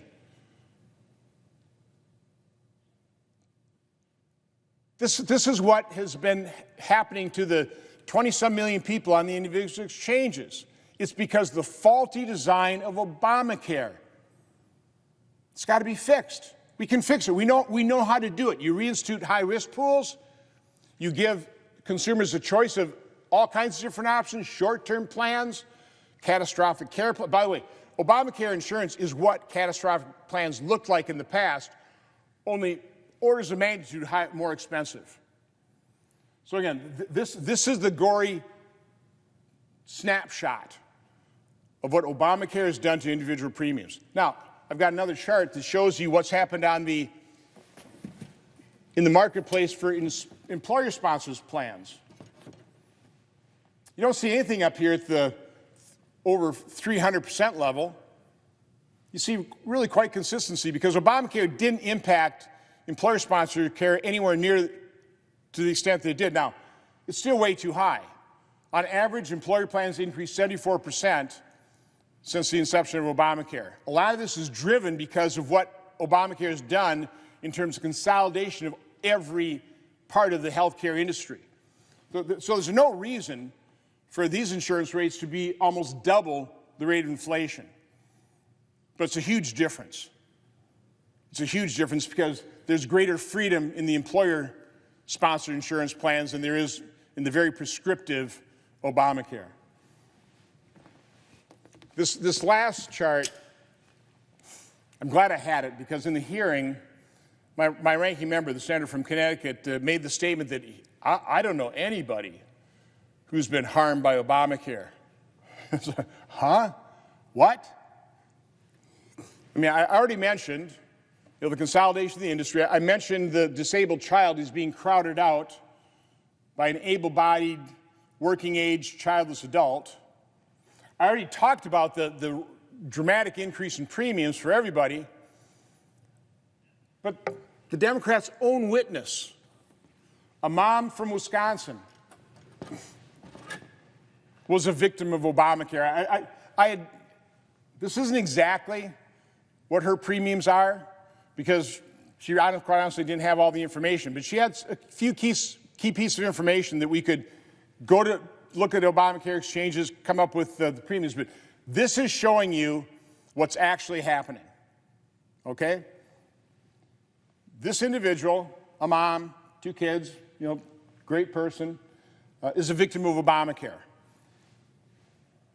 In 2016, her employer dropped coverage because Obamacare gives small employers a great out of not having to put up with the rising health care costs by just saying we're not going to buy group insurance anymore. But trust me, I never liked having to buy group insurance for my employees, but you had to do it. To be competitive, you had to provide insurance. Again, I'd never want to see any of my employees go uninsured, but now you've got an option. And so a large number of particularly small employers are dropping coverage and forcing their employees into exchange. So in 2016, she got forced into these changes. Now, she initially bought a silver plan. It cost her $1,000 a month. Again, to me, some of you had bought insurance 15 years ago, unbelievably high insurance rate. $1,000 a month, unheard of back when I was buying insurance. So anyway, that was too expensive for her. So a couple years later, she actually transferred to a bronze plan that she could afford. It cost her $250 a month. But it had a $14,000 deductible. Again, I said earlier, when I was buying it, out-of-pocket maximum for families was really $5,000. A $14,000 deductible, that was a catastrophic care plan. They were dirt cheap. So anyway, so they signed up for that plan. Unfortunately, they had some big health care bills. And her husband had to take out a $18,000 home line of credit. $18,000 bucks. This is the Democrat witness, a true victim of Obamacare. Now, of course, she's coming in, very sympathetically, asking us to extend the temporary enhanced subsidies. But this is what people need to understand. They obviously are under 400% of the poverty line because she's still getting subsidies. So look at the annual figures here. In 2025, with the subsidy, her gross premium, again, when the Democrats say, they're doubling premiums, they're talking about the net premium. But the gross premium was $15,000. She got a subsidy of almost $10,000. And so she's paying $5,500 a year. Now, remember, in 2019, she had a silver plan. She was paying $12,000 a year. So now, with the enhanced subsidy, the temporary COVID one, again, remember, Democrats are the ones that chose it to expire. She's paying about $5,500. Fast forward, if she loses that enhanced subsidy, she still gets she gets a higher subsidy. She's still going to get $10,000, but because her gross premium, because of the faulty side of Obamacare, is going from $15,000 to $19,000, yeah, she's going to experience almost a $3,000 increase in her premium. Not because the enhanced subsidy went away. She's getting an increased dollar amount of subsidy. It's the dramatic increase in premiums that's driving this. And I'll close on this point because I see the senator from Florida, who, by the way, knows more about health care probably, maybe than anybody in America, certainly in this chamber, and he's got some great ideas on how to fix and repair the damage done by Obamacare and transition to a system that will actually work based on a competitive model. But the other point I want to make, because of their rhetoric, because of their demagoguery, Democrats are pretty well, I think, scared. Of course, that's their tactic, right? Let's scaremonger. Scared Americans into believing that everybody's premiums are going to double and triple.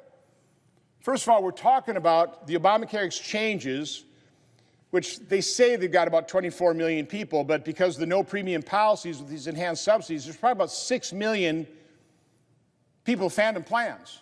They don't even know they have coverage. Unscrupulous agents have signed them up. They get the commission. The premium goes right to the insurance company. They're none the wiser, and they make no claims. So we've gone from, I think, 4 million no-claim policies on the exchanges to 12 million. So obviously, there are a lot of phantom policies there. But the point I wanted to make is, out of the whatever the number is, it's really not 24 million. It's probably under 20 million, but I'll use that as a figure. Of the supposedly 24 million people on the Obamacare exchanges, almost 22 million are going to continue to get their subsidy. They're under 400% of the poverty line. You got about 1.6 that we know are over 400%. Their subsidy is going away. So if they were at 15 and going up to 19, instead of paying, they're going to have to pay $19,000. Those people I have a great deal of sympathy for. They were kind of duped into thinking that they could retire early. And now they're getting the rug pulled out from under them because the Democrats chose this plan, and now it's expiring. So I've got some ideas. I've actually shared them with our finance chair. I've shared them with Senator Scott. I'm not going to talk about them now because we need to open up the government first. But personally, I'm sympathetic with this. But we don't need to spend $20, $30 billion to address that small slice of the American population whose subsidies totally go away. The main point, and then I'll turn it over to the senator from Florida, my main point is almost 22 million Americans on the exchanges will continue to get subsidies, and because insurance rates are going, those subsidies on an annual basis are going to increase. They're not even going to decrease. The dollar amount will be increasing for most of those 22 million Americans. They're going to go back to the way Obamacare was originally designed. So if they can't afford the health care, based on going back to the way Obamacare was originally designed, it's not because the enhanced subsidy is going away. It's because of the way Obamacare was originally designed. It's failed miserably. It's damaged millions of people, and I am happy to sit down with the other side if they're willing to acknowledge the truth, admit they've got a problem, define the problem properly, do a root cause analysis, and actually enact reforms that will lower or certainly keep in check the cost of health care. With that, Mr. President, I yield the floor.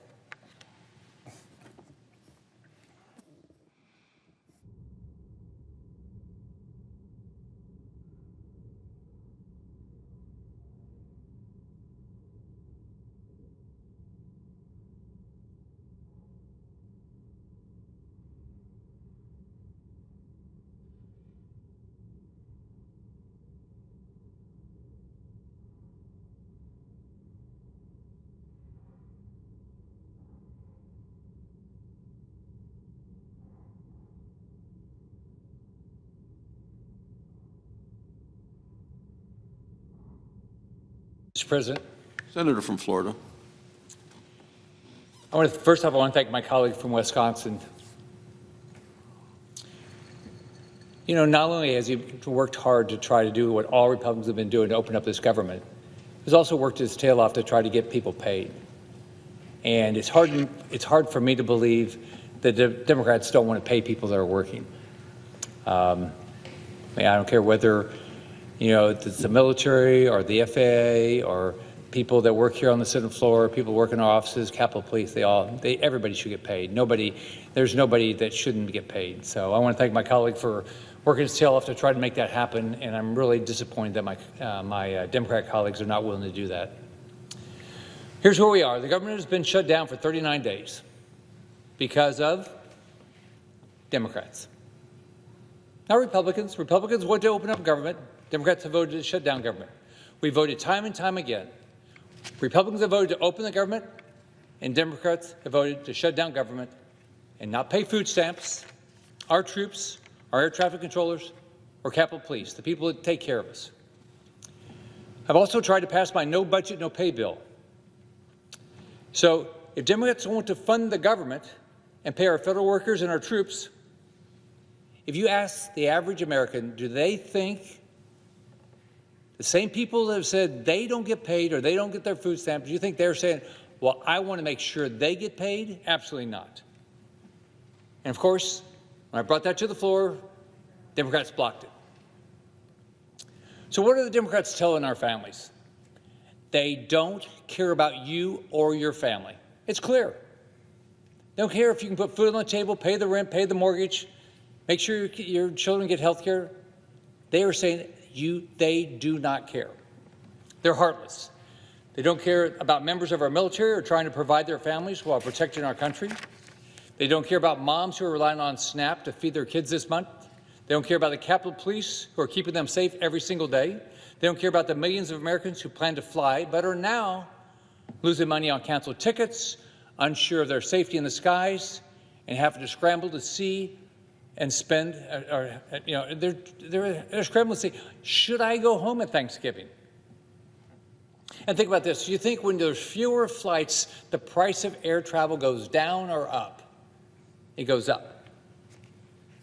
They don't care about federal workers, including their own staff, who are visiting food banks to make ends meet, or surviving on peanut butter and jelly sandwiches and rice and beans. Well, they come to work every day because all our staffers are coming to work every day, even though they don't know when their next paycheck is going to happen. Not only are Democrats saying they don't care, they've also said, quote, each day gets better for us. And, quote, there's no reason to surrender. How does it make you feel when you've been relying on food stamps? How does it make you feel when you're worried about paying the mortgage or the rent? Millions of struggling Americans who don't know when they'll be able to feed their families or how they're going to pay their mortgage or pay the rent. Capitol Police. And the thing about the Capitol Police, Democrats see them each and every day. When you walk around the Capitol, you see them. When you walk into these buildings, you see them. And they can look them in the eye and say, they voted to make sure the Capitol Police didn't get paid. I mean, I can't imagine how they can do that. Democrats think that every day they refuse to fund the government and instead choose to use Americans as leverage to extend these expiring Biden COVID subsidies to send money directly to insurance companies. And look at this. Has it worked? Everybody should invest in the insurance companies. Look at the money. Look at the dramatic increase in stock price. Because guess what? As Senator Johnson just said, the money goes directly to the insurance companies, and there's millions of Americans that don't even know they're getting the insurance, so they never used it. Just pure 100% profit. Did the Democrats suggest there's any fix on that? Absolutely not. Democrats want you as a taxpayer to pay for abortion. They want you to pay for trans surgery. It makes no sense. They don't want you to know that they shut down the government. They want to blame it on somebody else. But think about it. 52 of 53 Republicans voted to open it, and all but 3 Democrats voted to close it, time and time again. Now, as Senator Johnson said, Republicans want to address health care costs. President Trump said this morning that he wants to address the problems of Obamacare. What happened with Obamacare is they said, let's think of the lies here. You don't need to lose your doctor, biggest lie of the year. You're going to save $2,500 a family. It's skyrocketed. Premiums are up, co-payments are up, deductibles are up. You know, back when Obamacare started, if you had a $3,000 deductible, that was a catastrophic plan. Now you can have a $10,000, $5,000, $14,000 deductible under Obamacare. That's not a catastrophic plan? Well, President Trump said this morning he wants to address the problems of Obamacare and stop sending massive checks to insurance companies and give the money directly to Americans. He said, I'm recommending to Senate Republicans that the hundreds of billions of dollars currently being sent to money-sucking insurance companies in order to save the bad health care provided by Obamacare be sent directly to the people so that they can purchase their own much better health care. Now, think about this. When you're raising kids, the money they make, do they spend better than the money you give them? You better believe it. If we gave the money directly to the consumer that needs health care, do you think they'll spend it better than the government will spend it? You better believe they will. And maybe they'll have money left over.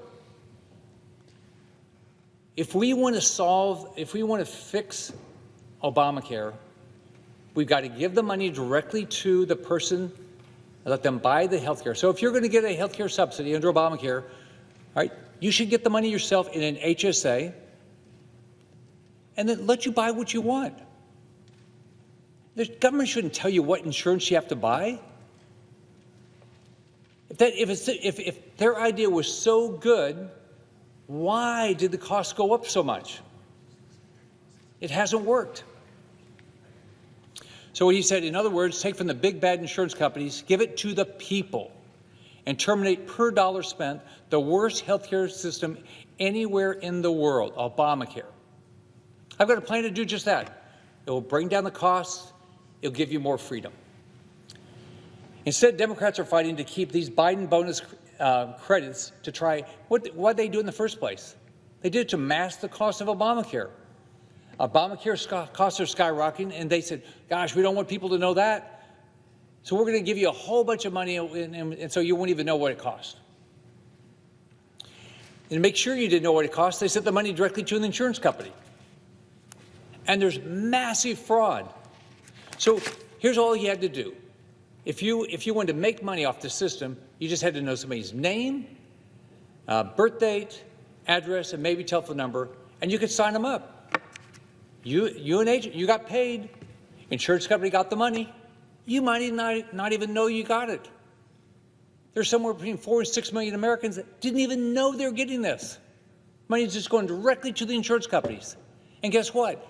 The Democrats want to keep that going. Massive fraud with your tax dollars and keep it going. They want to keep this abuse going instead of fixing the root problem, the rising cost of health care. It's all caused by Obamacare. When the government gets involved in things, they often go up in price. If Democrats actually cared about the health of American families, they come to the table with a sane proposal. Instead, they want to keep wasting dollars by sending it directly to the insurance companies who are engaging in fraud to inflate their bottom line. There are parents right now who don't know how they're going to be able to feed their kids. And guess what? I grew up in a poor family. I watched my mom struggle to put food on the table. I remember when there was a farmer's market, when they were going to throw away the food, she would ask them for that food to be able to feed us. You know what? That's going on across the country. Under the food stamp program, that shouldn't be happening in our country.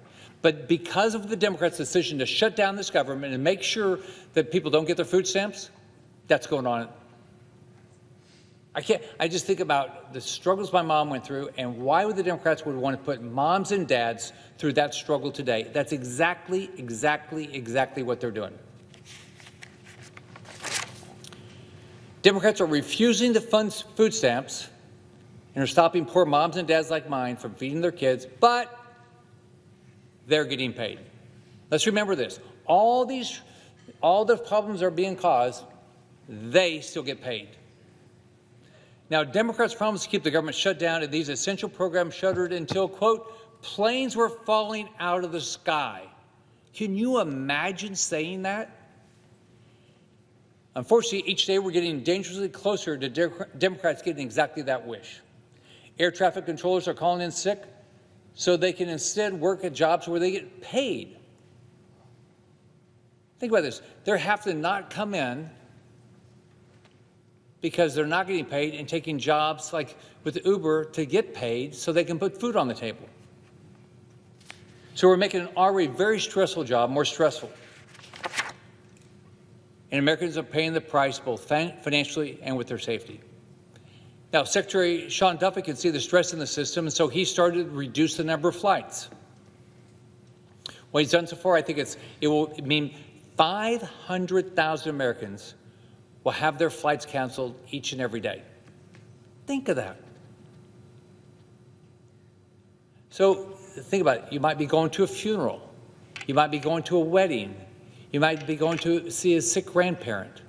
You might be coming to see the birth of a new baby, and your flight just got canceled. So, and think about this again. If there's fewer flights, the prices will probably go up. Now, right now, millions of Americans are watching us wondering if they're going to have to cancel their plans to fly somewhere on vacation or home, see their loved ones for Thanksgiving. People are wondering if it's going to be safe to put their grandkids on a plane. They're wondering if their tickets are going to get canceled or have to pay more to cover changes to hotel rooms, longer stays at the airport, car reservations. Americans don't get it. Why do Democrats not want to open up government and vote to put the American people first? Now, look, we can have a policy conversation, but why would you shut down government over that? So think about what my personal belief is. The Democrats will come up with some reason to shut down government under Trump. They did it in the first term. It didn't happen under Biden's term. Republicans didn't shut down government. And the bill that we're talking about is the Biden budget. I didn't vote for it. I don't like it, but I'm not shutting down government over it. Now, I remember when I was a young sailor in the Navy, I was a radarman. I got married at 19. My wife clearly married me for my money. I was making $332 a month. Our rent cost $250. She was making, I think, $75 a week as a legal secretary. So if we didn't get paid for over a month, which is where our military is going to be, how would I pay the rent? Do you think the landlord cares about my problems? You think the grocery store said, oh, we're worried about you, sailor, young sailor, we'll give you some food? No. We have maybe $25 in savings. Most people live paycheck to paycheck in this country, especially young sailors. I can't imagine how Democrats can see young military families like mine and keep choosing to deprive them of their salaries with a clear conscience. Many of these Americans now going without a paycheck are young families who are just starting out. Just think about it. When you start out, you live paycheck to paycheck. You probably get a mortgage that's too big. You're optimistic, you think you can do this, and then all of a sudden, poof, your income just completely goes away. They would never have imagined the Democrats would have made the decision that they didn't get paid. These young sailors, they want to serve their country, give their kids a roof over their heads, and offer them the opportunity to thrive. And Democrats are denying them this and putting their futures in jeopardy. But they get paid. Oh, one of them said, I have a mortgage. One of the Democrat senators said, I have a mortgage. How many other Americans have a mortgage? But they don't care. Food banks in my state are strained. I was talking to a friend in Tampa yesterday, and the lines were unbelievable at the food banks to get some food. These are both families that have relied on food stamps, and they're federal workers that need to get paid and miss their paychecks. I think it's the same everywhere I've talked to around the country. Some food banks in Florida are reporting a 300% increase of families seeking help since Democrats first shut down the government. Last Sunday when I was home, the church, we support a food bank, and so the church said, one, will you bring in, more food? It's, and they wanted basic necessities. And they also raised money to try to buy more food. One TSA agent working in Miami visited a local food bank and described how her family was scraping by, not knowing when her next paycheck was coming, and she said it's demoralizing, and it was getting pretty bad. A recent CBS article highlighted how federal workers in Florida who have been working for the last 39 days without getting paid are now turning to food banks for the first time while they still show up, and they're still doing their job. It's time for Democrats to show up and do their job. I just don't get it. How can Democrats not care? The American public should be outraged. I am.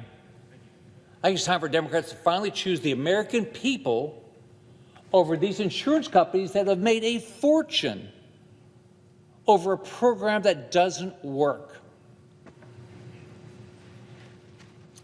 It's time for my Democrat colleagues to do their jobs and vote to fund the government. Now, we should have a conversation about how do we fix Obamacare. Republicans didn't create Obamacare, Democrats created Obamacare. And remember, you're supposed to keep your doctor, lie. You're supposed to keep your plan, lie. Per family, you're supposed to save $2,500, lie. You're supposed to save the federal government, I think, $100 billion, lie. So it's all been a lie. It's all failed. So we ought to fix it. We ought to sit down and say, how do you drive the cost of health care down? We should work hard to make sure everybody has access to great health care. We must stop taxpayer money from going directly to insurance companies who are posting record profits. Instead, give the money directly to Americans who need it. We can give the money to them directly through a health savings account and let them pick the insurance they want.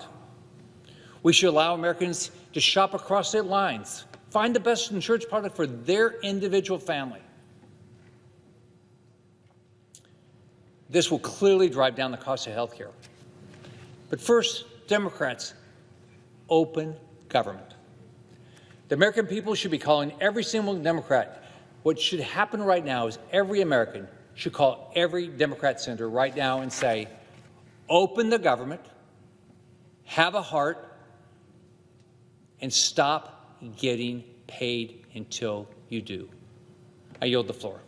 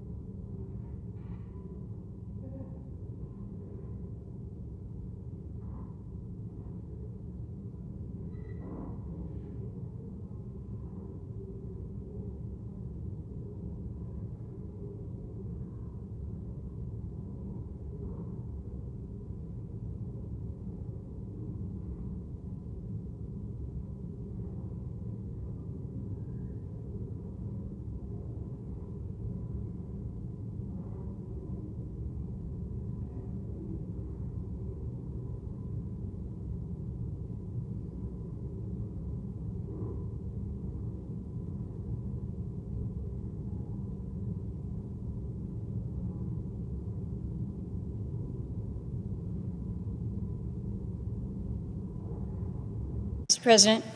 Senator from Alaska.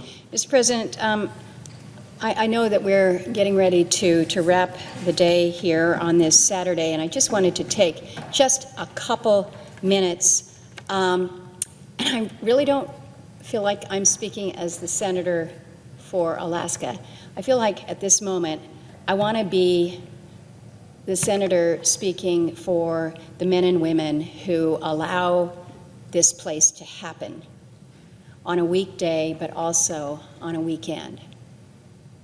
There's a lot of really great people who come in day over day over day to either protect the Capitol, to clean the Capitol, to help make sure that our operations are efficient and expedient to the extent that we can be.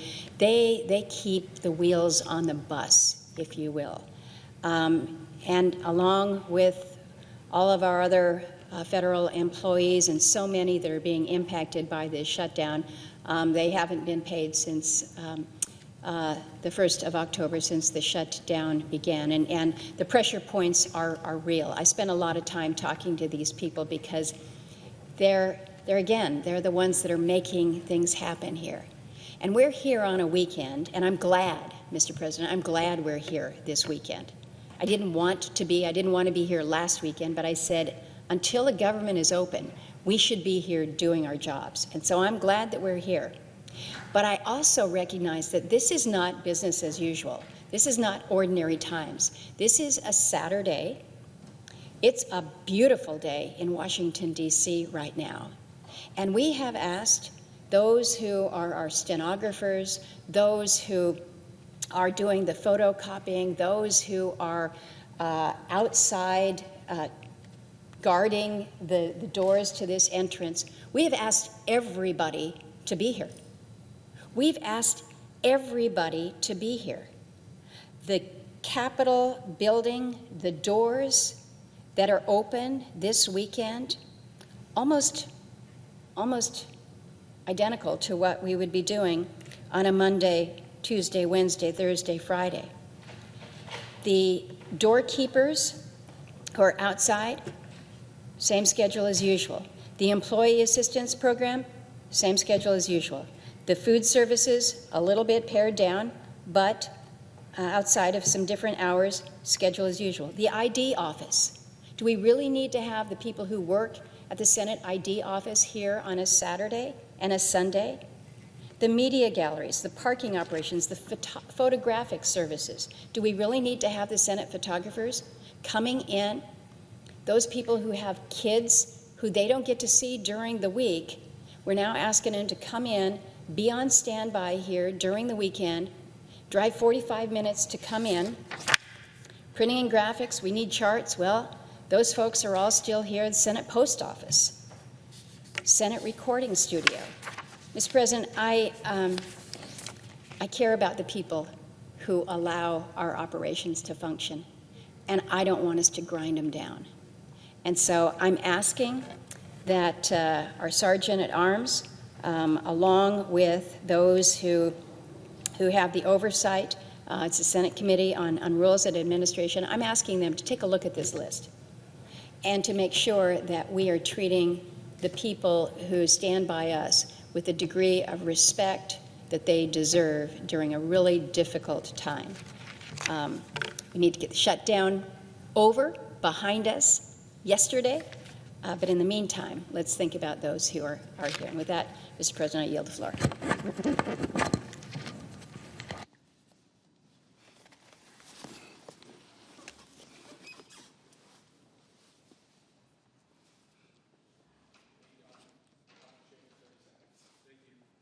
You have a full